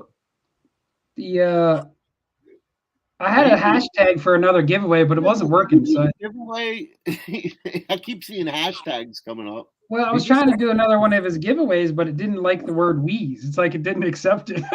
Did you say hash browns, bro? Is that what you said? Like, no. They were like, you cannot use the word wheeze in this giveaway. And I'm like, what the heck? So I don't know what the heck. Hey, Ace Frehley's here. Oh, yeah? Yeah. So let's see. Oh, what, 2 weeks? We get to beat him up? We're whooping your ass. We're just going to tackle you. Me and Andy are just. Now, it didn't like that word. It didn't like wheeze. You're going to get one put this place on the map. What are you doing? This is funny. No, you can't do this. You can't do this yet. No, please. Look, Kashmir, Rajneesh, why don't you just chill? No buts, too. Link and I are cruising the mountain, bro. We figure we's a little juice. So I had to do it again. So the hashtag didn't work, wheeze, so I changed it to hashtag ski searcher. So, but yeah, for the giveaway. But anyway, sorry about that. That clip was too funny not to play again. The wheeze and the juice. I like it. That is awesome. That's me all the way. How much time would you say you spend on editing? Too much time, man. My wife hates it. She's like, "What are you doing?" I'm like, "Yeah, I'm editing a video." Yeah, probably. I mean, for a short, man, sometimes I can bust out a shorty in like 20 minutes, but like my longer stuff, sometimes a day or two, mess around with it. If I How get in many the zone, and get a ski, going, then I can get one done in about a day. How many videos are you sitting on right now that you have to make? In progress right now. Yeah. Actually, I just pushed out one this morning, so I need some new footage. I need to get out. I'm waiting on that Okay. that Civil War camp. I'm waiting on that to be harvested. Then I'm waiting on an old spring site, which should produce some goods because it's close to where I found a lot of my old matron heads and stuff. So those Look at two it. sites, yeah, and it blows me away because all these other farm fields around it are being plowed, or not plowed, but harvested.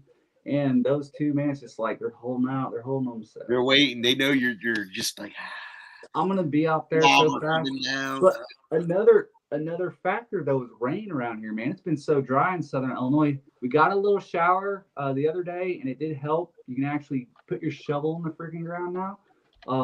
But I hope we get more rain because it needs a little bit more for that soil. Yeah, it got like that out here for a while where the ground was just so hard. You dig into it, you could finally get into it, but I mean, probably the top 3-4 inches were like almost brickish, so compacted and solid from the moisture, not escaping. Not to interrupt you, but we got to give a giveaway. We're running Let's behind do with this. Well, why aren't you interrupting me? It's your show. Interrupt. Somebody else wants to try one of these tasty skis, which mine's invisible. But yeah, let's do a giveaway. Everybody was typing it #ski searcher. It did not like the word wheeze for some reason. It did not like that. So cheers, everyone. It's good stuff. It really is. Yeah. I'm not just saying it's good stuff. It's a lot more cleaner than like a Mountain Dew. It's not like that. Yeah, and they just taste better out of a bottle too. Soda tastes better out of a bottle. Things in the past, they did it better, man. Now, if you drink a ski out of a can, it don't taste as good as a bottle. And if you drink one out of the plastic bottles, it don't taste as good as a bottle. So I'm a glass bottle guy. The taste is there, Let's give one away. Man. I'm old school, all the way down to the soda I drink. Indeed. Let's give away. I got sober 10 years ago too, so I don't drink the booze no more. So 10 years sober, so skis, it's really helped me kind of deal with that. Good. Congratulations on that. Thank you. Good deal, man. Matt sent me a really nice 3-ringer bullet, which is like floating. Well, that there. just looks like a bag of meth from here. Ski searcher sticker, Lost Boys Recovery sticker, and of course the ski soda, which you'll get to try just like we are drinking here on the show. To the second giveaway winner, let's pull up. If you haven't typed it real quick, type #ski searcher, and we're gonna pull this for the second winner here, quick guys. Type it quick. Yeah, that's a nice 3-ringer too. I didn't find it is a nice one. That was bought, but it's a nice 3-ringer, 58 caliber. I like it. Good drop. All right, here we're going for it. Oh yeah. It looks like I entered to win. I don't even know how. Booyah, Kevin Myers. Myers. Kev's won a couple times. Good for you, Kev. Yeah. Congratulations, brother. Congrats, Good Kevin. job. Good job. Yeah. Look, even I freeze up. Even I freeze once in a while. Am I a robot? Right? Matt, are you going to go to any of these events coming up this fall, or do you have your own out your way? Dude, man, I really want to get to Dig Stock. I'm not going to make it to the one in October, which is killing me. I want to go to that, but I'm aiming for the next Dig Stock. I've not been to a big detecting event yet. That's, I want to. It's just and I have a family, a full-time job. But it's definitely going to happen soon. Big Stock 5, that you'd rather do that one anyway, man. Yeah.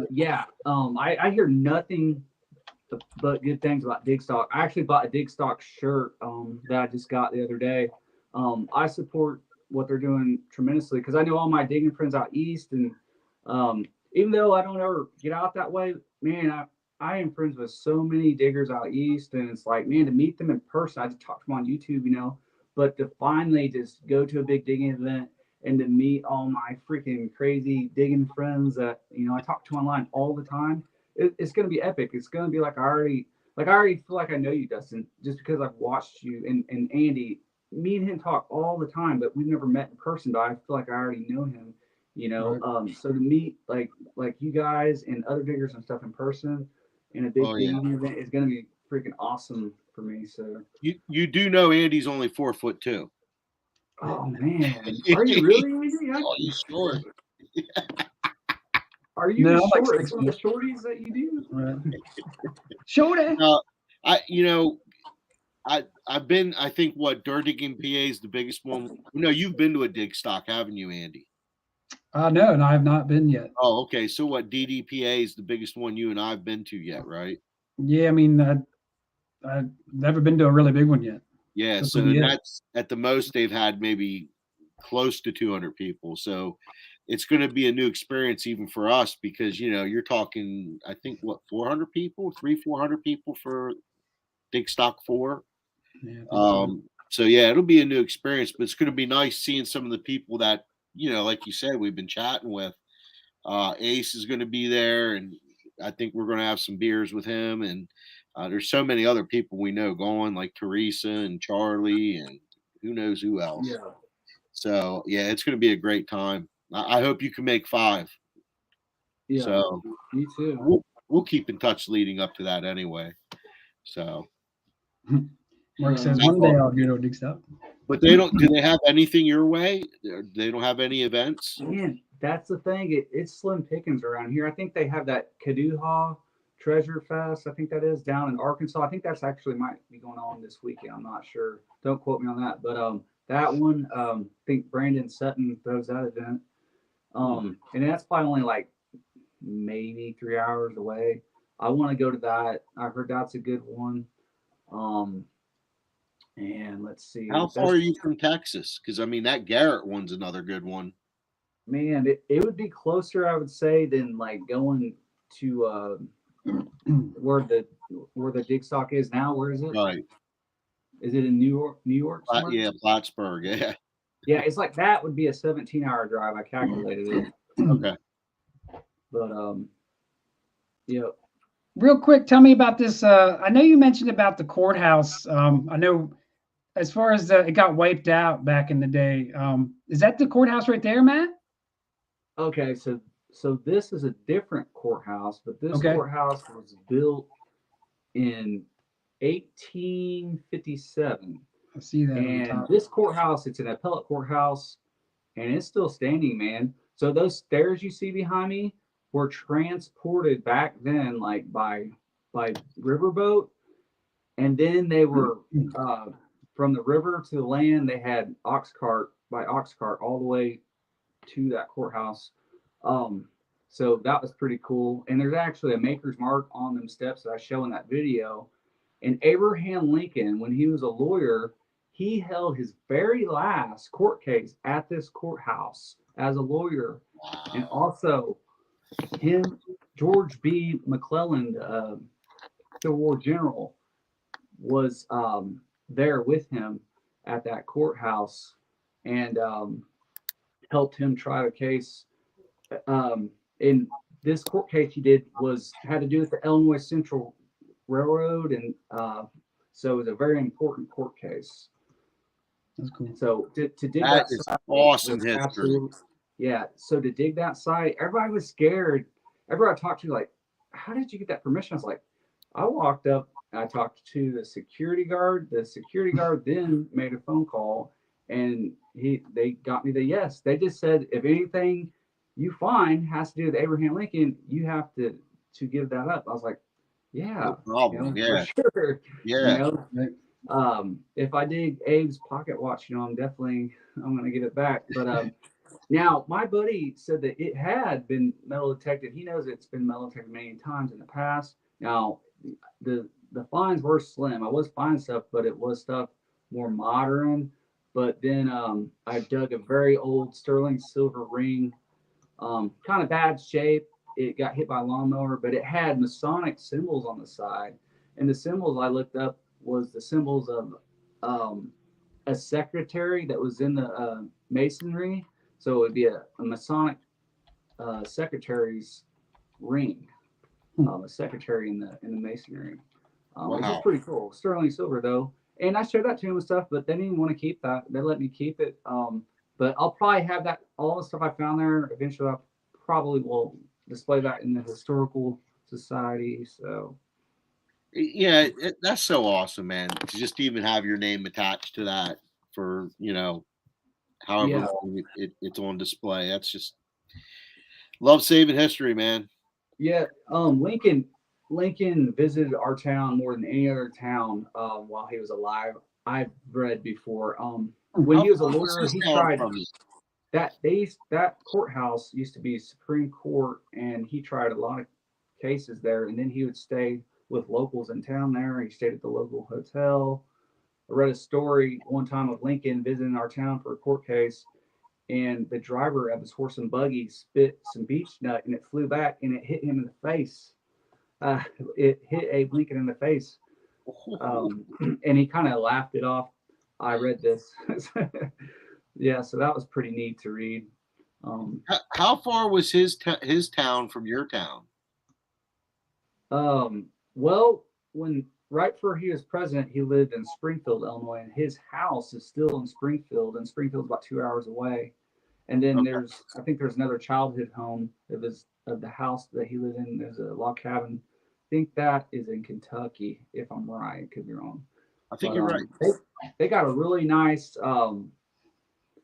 museum there in Springfield, and it tells all about Lincoln. And they actually had the bloody gloves that were in his coat pocket in that museum, and they're stained with Lincoln's with his blood. So that was pretty crazy to see. Wow, that's fascinating. That really is. Matt, real quick, what like if I just put you on the spot here quick, what if you were to tell all the people watching right now your most pride and joy video, like what video are you the most proud about on your channel? What video would you tell them to watch? Like, let's say somebody never saw your channel.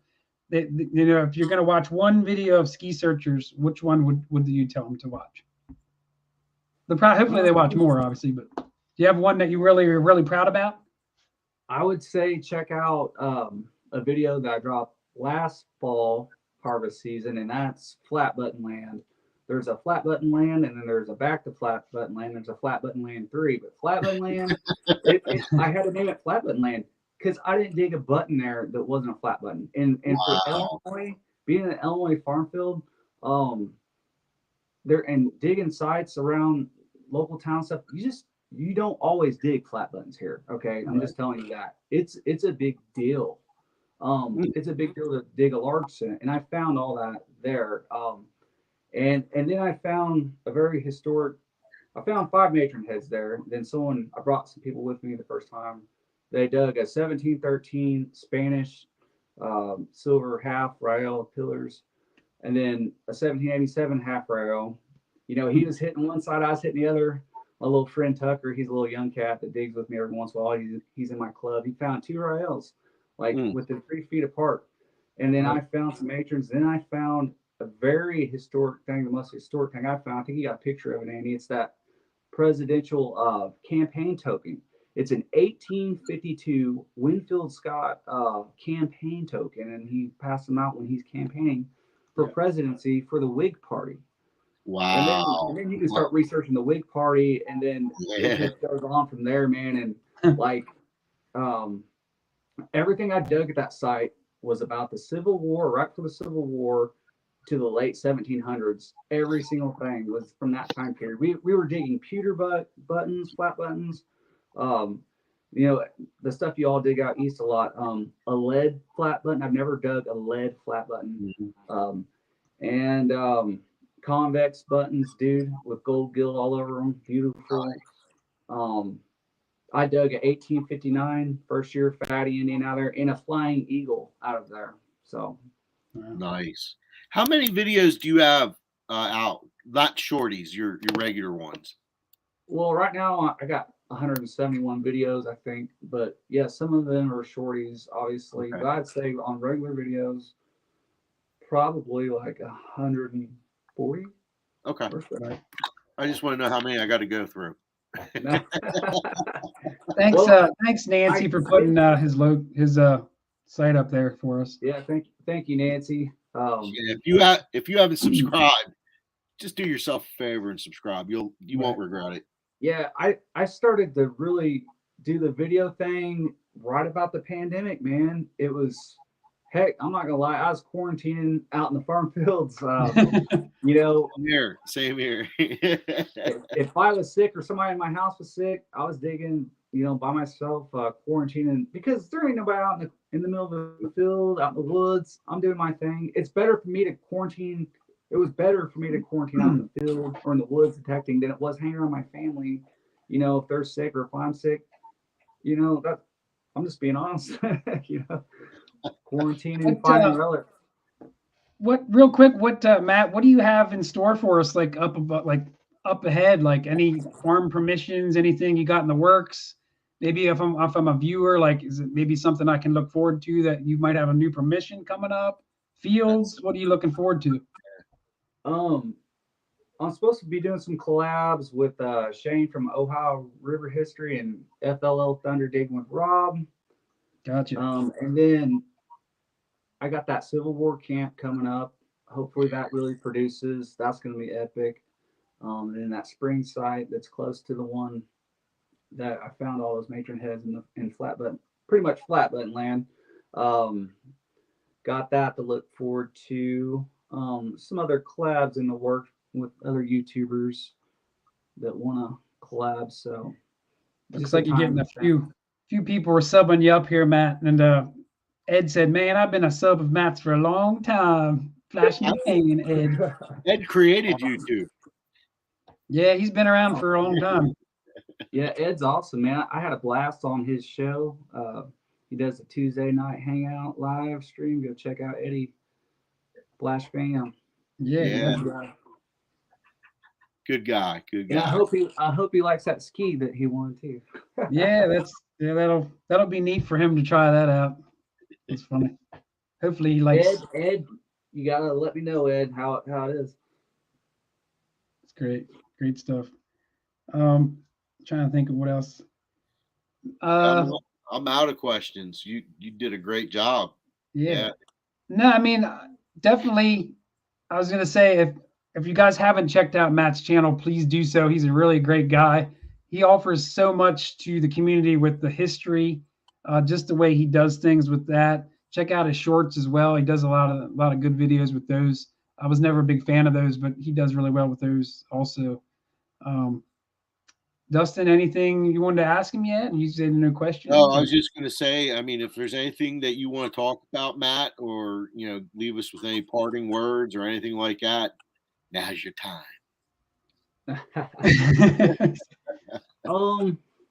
I mean, we pretty much covered a lot. But yeah, as far as like future stuff coming up with my channel, definitely gonna continue to push out content. And I've been adding a few new things to my videos. When I tell my historic facts and stuff, I'd have it in writing. I'd show pictures, but now I'm actually speaking that myself, because that way people don't have to read it; they just have to listen. So that is a new added feature. And then I just started a new thing. Like you said, Dustin. You watch my videos. The last hole is gonna be a trash or treasure. And I'm gonna live dig every last hole. Try to.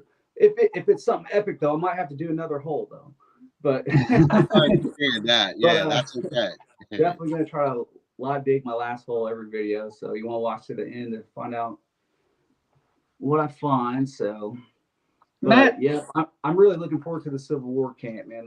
If I can find one bullet or one button, just look out for that video. It's gonna be good, hopefully. So even if I did find one bullet or a button. Well, listen, Matt, my wife's in the other room. Call me and I'll fly out to hunt with you. That's so All good. right, yeah, man, that'd be epic to get with you guys. Definitely. Yeah. I mean, Matt doesn't have the chance like Dustin and I do. I mean, living so close for me, Gettysburg for one. It just there's a lot of Civil War activity around where where I'm at. Matt just doesn't get like coppers. Like you say, you just don't find them out there where you're at. It's just not something. You know what I mean? It's just what is like one of your favorite coins that you do like to find that's old, like Indian heads? Like which one of your favorite? Is it silver? Like I what do you love like digging Indians. best? I love Indians. Actually, Right. I found my first tribe at that Underground Railroad house in one of my recent videos. My first tribe found 5 Indians in one hunt.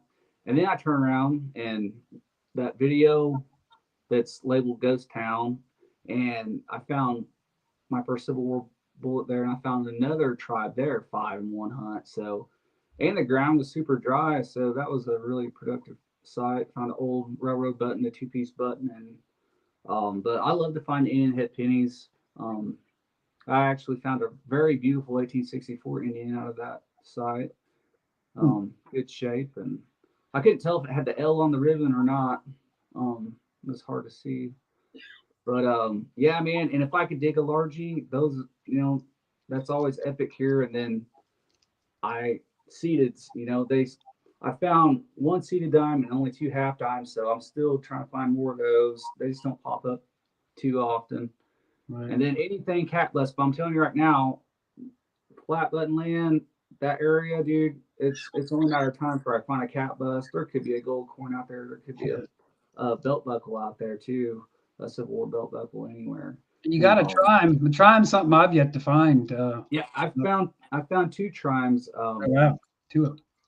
Yep, I found that one when I found the Morgan was 1858, by the way, and then I just found one with a white date at a 1863 era church. And that video I dropped today was that same site. I found my first seated there, found a trime, got my first shield nickel there, and found some other old coins. Ended up finding 2 shield nickels there. So what they ripped that church down, right? The church had been gone. I think it's been gone by 1919 or so, I would say, because everything I found there is just super old. And in that video today I dropped, I didn't find a whole lot of great stuff, but when I first got there, I found a freaking General Service Eagle button. Yep. And see, soldiers back in the day, the churches were everything. That's where everything went down. That's where your reunions happened at, weddings, banquets, gatherings, town meetings. If a soldier was going through a struggle, they just got out of the war. Guess where they're going? They're going to church. And even during the war, they used to use temporary campsites at churches and schoolhouses. So there's just no telling. That could have been an old Civil War vet who was just wearing a button from the war, or maybe his old jacket, and dropped that. That's probably what happened. Very cool. Well, real quick, guys, I got everybody typing token. Matt sent me a really cool token. What's it says whiskey. What's the deal with this token, Matt? It's pretty neat. Now, supposedly, big, dude, boy, Dustin was talking about prohibition stuff earlier. Now, that token I did not find. I bought that in the coin store, and it's got a hole punched through it. But I'm pretty sure that's right around the Great Depression era or Prohibition. It's got a horseshoe on it, and it says Green River Whiskey. It's a pretty cool token, guys. Whoever wins that, you're gonna like that token. Like I said, it's probably from the 20s or 30s Great Depression era, but it's a very cool token. So yeah, if you guys didn't type it, just like Nancy says, #token to win the token that Matt sent me, an awesome Ski Searcher sticker and a Lost Boys sticker. I don't have any more sodas to give away, so sorry about that. Because Dustin and I had to drink one too. So, They were good. We're wheezing it right now. So yeah, really cool token there. That is neat. That's a neat piece of history for sure there. The whiskey without regrets, it says on it. Yeah, and it has a big horseshoe on it. It says Green River Whiskey. It's a pretty cool token. That is a neat token. So yeah, if you guys didn't type it yet, #token. And we're gonna pull this out. Thanks for sending me that stuff too, Matt. You didn't have to do that, Yeah, but it's definitely you. cool of you to do No that. problem. Very cool. Oh wait, what's this say? What's Your Hobbies giving away free metal detectors for the next half hour? We never said hi to Viddy, so hi, Viddy. He's trying to bust my chops. He said you drank a soda. He wants a rebate. Yeah, well, you're giving away free metal detectors, so what? So, all right, guys, let's do this thing real quick here. It's funny. Cool token, cool token. Type it quick. Hashtag token. There's still time. All right, guys. Go. Go, go, go. You're the best too, Viddy, man. Love you, brother. Oh, No no. That's awesome. Very cool. You know, What? what's Are funny? you serious? He was, Hey. Ed, he's gonna pay that one forward, I bet. Yo, Ed, we better be winning some stuff on your channel. Man, Ed, killing it. Well, the cool thing with Ed is like he's been supporting you, Matt, for forever. I bet, you know. Oh yeah, And it's yeah. cool to see people that win these things like that. It's almost like giving it back to him. You know what I mean? Ed's a really cool guy, so it's cool that that's crazy. Ed is That's- hooked up. he says I love tokens. Very cool. Good job, Ed, man. That's awesome. Yeah, man. Yeah, he'll love that thing. That's sweet. That is awesome. Now that's a great way to wind down a show. That's whoa. Okay, I lost him. Taking some notes. See, I write notes down who won what because my friend over here doesn't. I know. This guy. I'm pitiful. Me. But anything, Matt? I know we don't want to hold you too long. We're almost at the 2-hour mark. I'm sure your family's probably wanting to use their iPads and their Wi-Fi and get them all torqued up there tonight. Yeah. So, any closing words, Matt? Anything you'd like to say to the people? I mean, it's your show. What you got? Anything? Does anybody know what this freaking thing is? I dug this one time, and it's got like a little red ruby jewel in the middle. Okay, and it looks like, to me, I think it's a cane topper. Yeah. Now it's made of very old like pewter or lead mix or something, but it's got ornateness like all over it, and it's got that jewel in the middle of it. Now it looks like, don't it look like a cane topper or a pummel to like a flintlock pistol? I have no idea. Nobody can tell me for sure 100% what the heck this thing is. It's pretty wild. And I dug that in a very old part of this town. On the main street of this old town. I have no idea. Flux capacitor. That is really neat. I think you got it right, man. That definitely could be a cane. It's just one of my awesome mystery items I found that I Ed can't said say a sword what it is. cam. I don't know what that is. And it don't have threading inside either. It just looks like it was popped on there. I think it's a very cool cane topper. That's what I think. But, yeah, that's pretty cool. No, that's all I got, man. Right on. Well, guys, if somebody can post up Matt's channel one more time, one of the mods there for me, so I can link it up here for him. Please check out Matt's channel. He's a really good guy. I know I said it a million times. Really genuine guy when it comes to history and just the information that he brings to the table. If you haven't subbed him yet, definitely check out his channel. Give him some watch time. Check out some of his videos. What was the video again? Your button land, the flat button land. Yeah. Definitely, he's one of his pride and joy videos. If you're going to only check one of them out, hopefully you check out several of his videos. Flat button land is the one he said is his go-to video. Check that one out. There you go. Nancy's always on it. Thanks, Nancy. Yeah, the Underground Railroad video is very good too. I talk about Canadian history and the Underground Railroad too, so that's a little bit. So very good one too. Cool. Well, Matt, I appreciate it. Dustin, anything? I'll let you close it out here quick with him. Okay. No, Matt, you were awesome. Great guest. I'm glad, we got to talk, and I look forward to keeping in touch with you over next year's or so, and hopefully we'll get to see you in March at Dig Stock 5. That would be pretty awesome. So, and I wish you luck. I really do. And share that history, man. I can't wait to start binging your videos. So, thanks for coming on, brother. Hey, it's my pleasure, and I'm sorry for the glitchiness, here and there on the stream, but No, that's okay. That's okay. We appreciate you and respect what you do out there. So just keep it up, man. Awesome. Awesome. Awesome. All right, Matt. Well, thanks again, man. I'm going to give you the boot out of here. Just keep on digging, brother, and everybody keep posting on his videos. Like I said, great videos he does, and I know I'll be watching. Once the crops come down, it's game on, boy. Woohoo! That's right. That's right. Get out there. There'll be some Andy and Dustin videos, some collab. Yeah, so, all right, Matt. Well, you have a great night, brother, and thanks again. Peace See out, you, brother. Yep. thanks, guys. See you. Thank you. A great guest.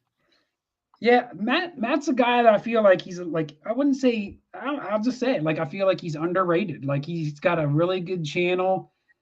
I feel like he needs to be found. It's so hard to be found when you're a little channel. I mean, we all start somewhere, and he's like, I know you're getting close to your 1,000 subscribers, right? So you're getting really close. I just hit 2,000, and I'm growing really fast after 2,000. So, I mean, it's a struggle to get noticed, and like these channels like Matt's channel are just ones that just, I feel like people just need to find it. You know what I mean? He does a lot of good videos and puts a lot of time into it. I How can many tell. subscribers does he have?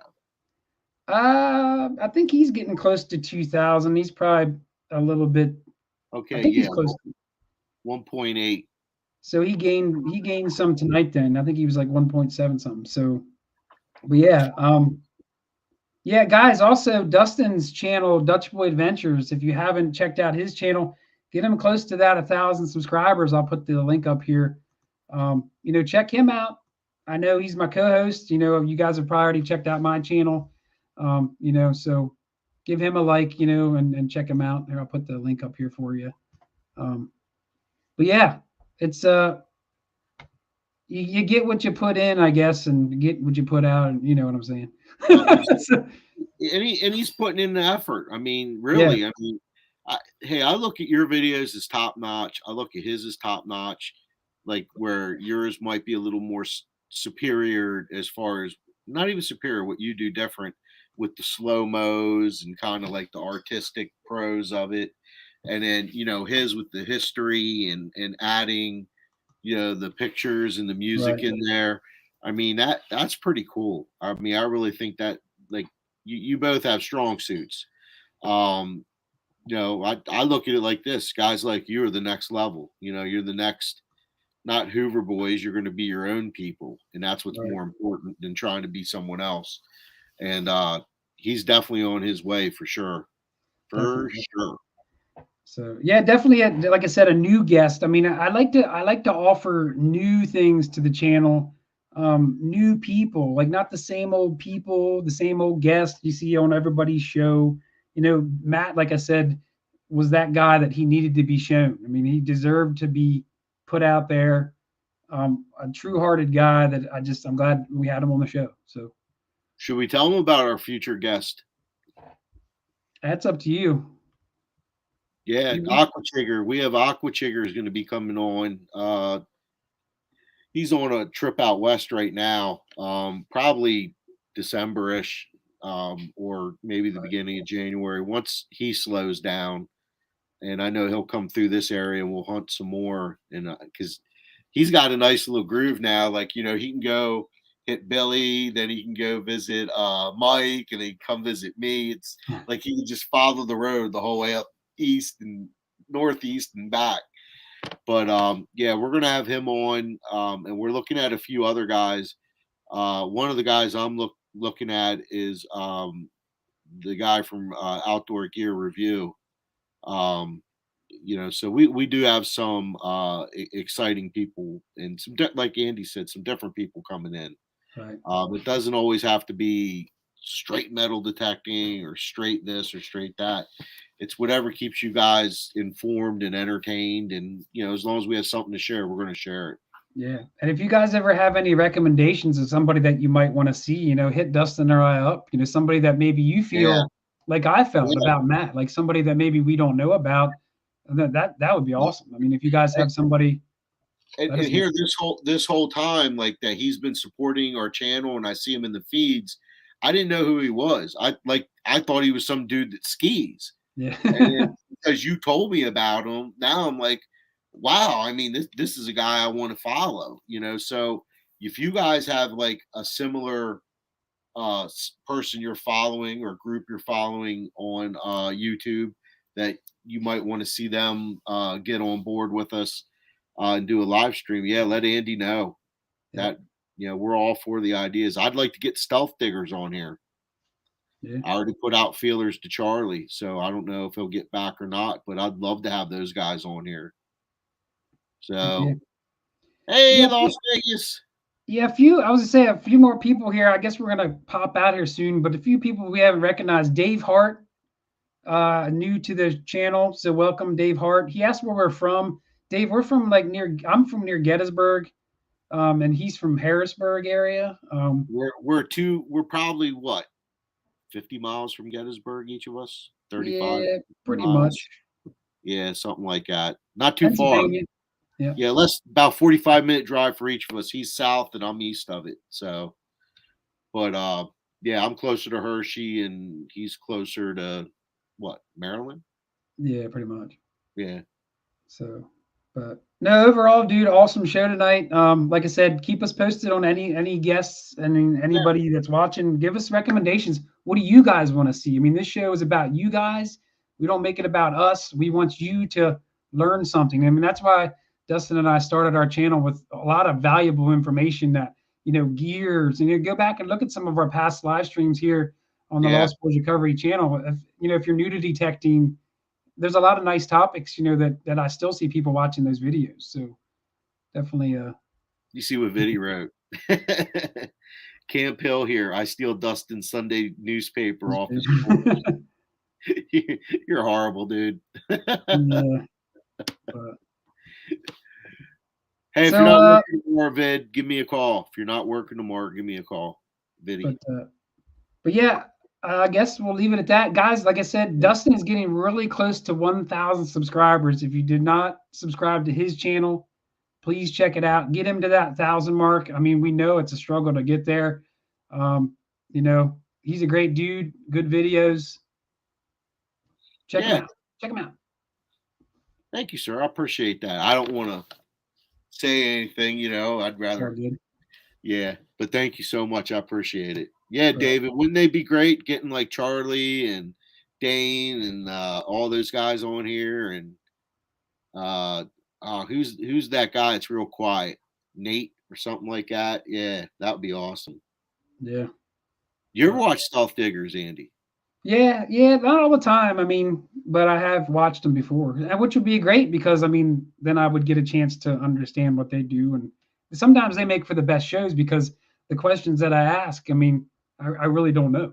That's what makes the show the show. So, what I like about them is they go in to, I'm going to say it like this, to exploit a property. It might not be the right terminology.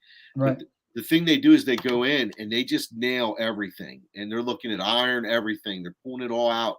And they're like gridding it as a group.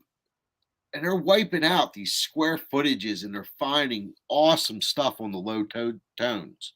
Huh. And it's fascinating because, they're hitting like some good finds here and there, but they're going through like a lot of stuff just to get to them, but they're getting to them. Right. And just the method they use is pretty cool seeing what they do. That's cool. Like when I go out, I go like most people, high tones first. If I go back, then I start hitting the mid tones. If I go back again, then maybe I'll hit the low tones. Right. But which is shame on me. But those guys are pretty good. So awesome.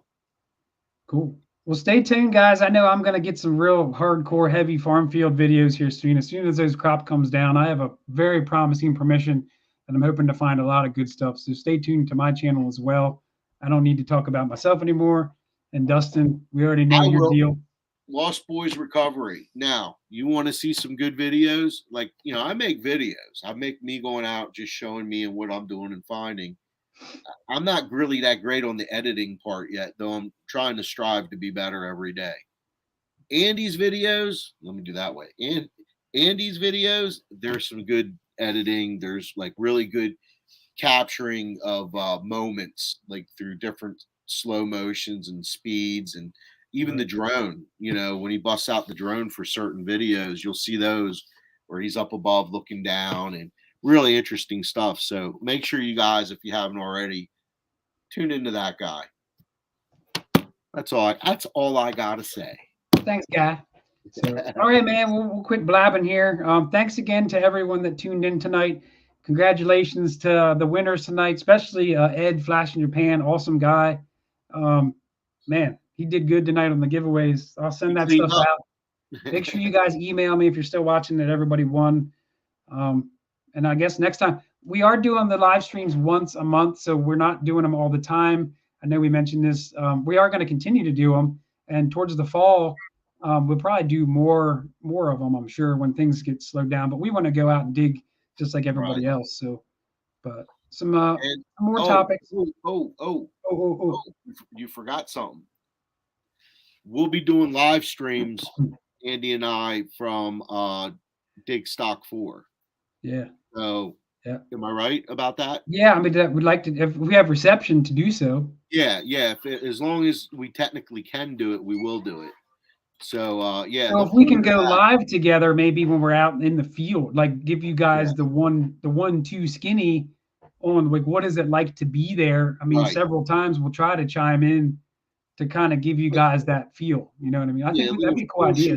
Yeah, we'll just flip on live YouTube and take it from there. But yeah, so keep an eye out for that end of the month, and then also the beginning of next month you have Come Out Swinging, which is going to be another fun event, and you'll see. I don't know if Andy's going to that one. I'm going to help out. Yeah. But you'll see a lot of good YouTubers there. If you want to meet some of your favorite YouTubers, they will be there for that event. So good stuff coming around the corner.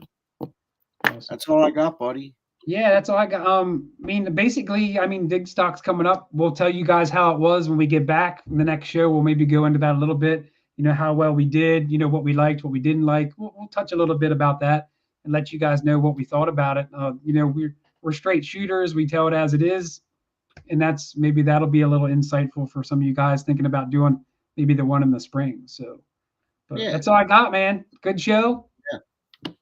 And we appreciate everybody being here. See you next time. We'll put a date up eventually when we're going to do the next show topic and all that good stuff. So, all right. Upward. See you guys.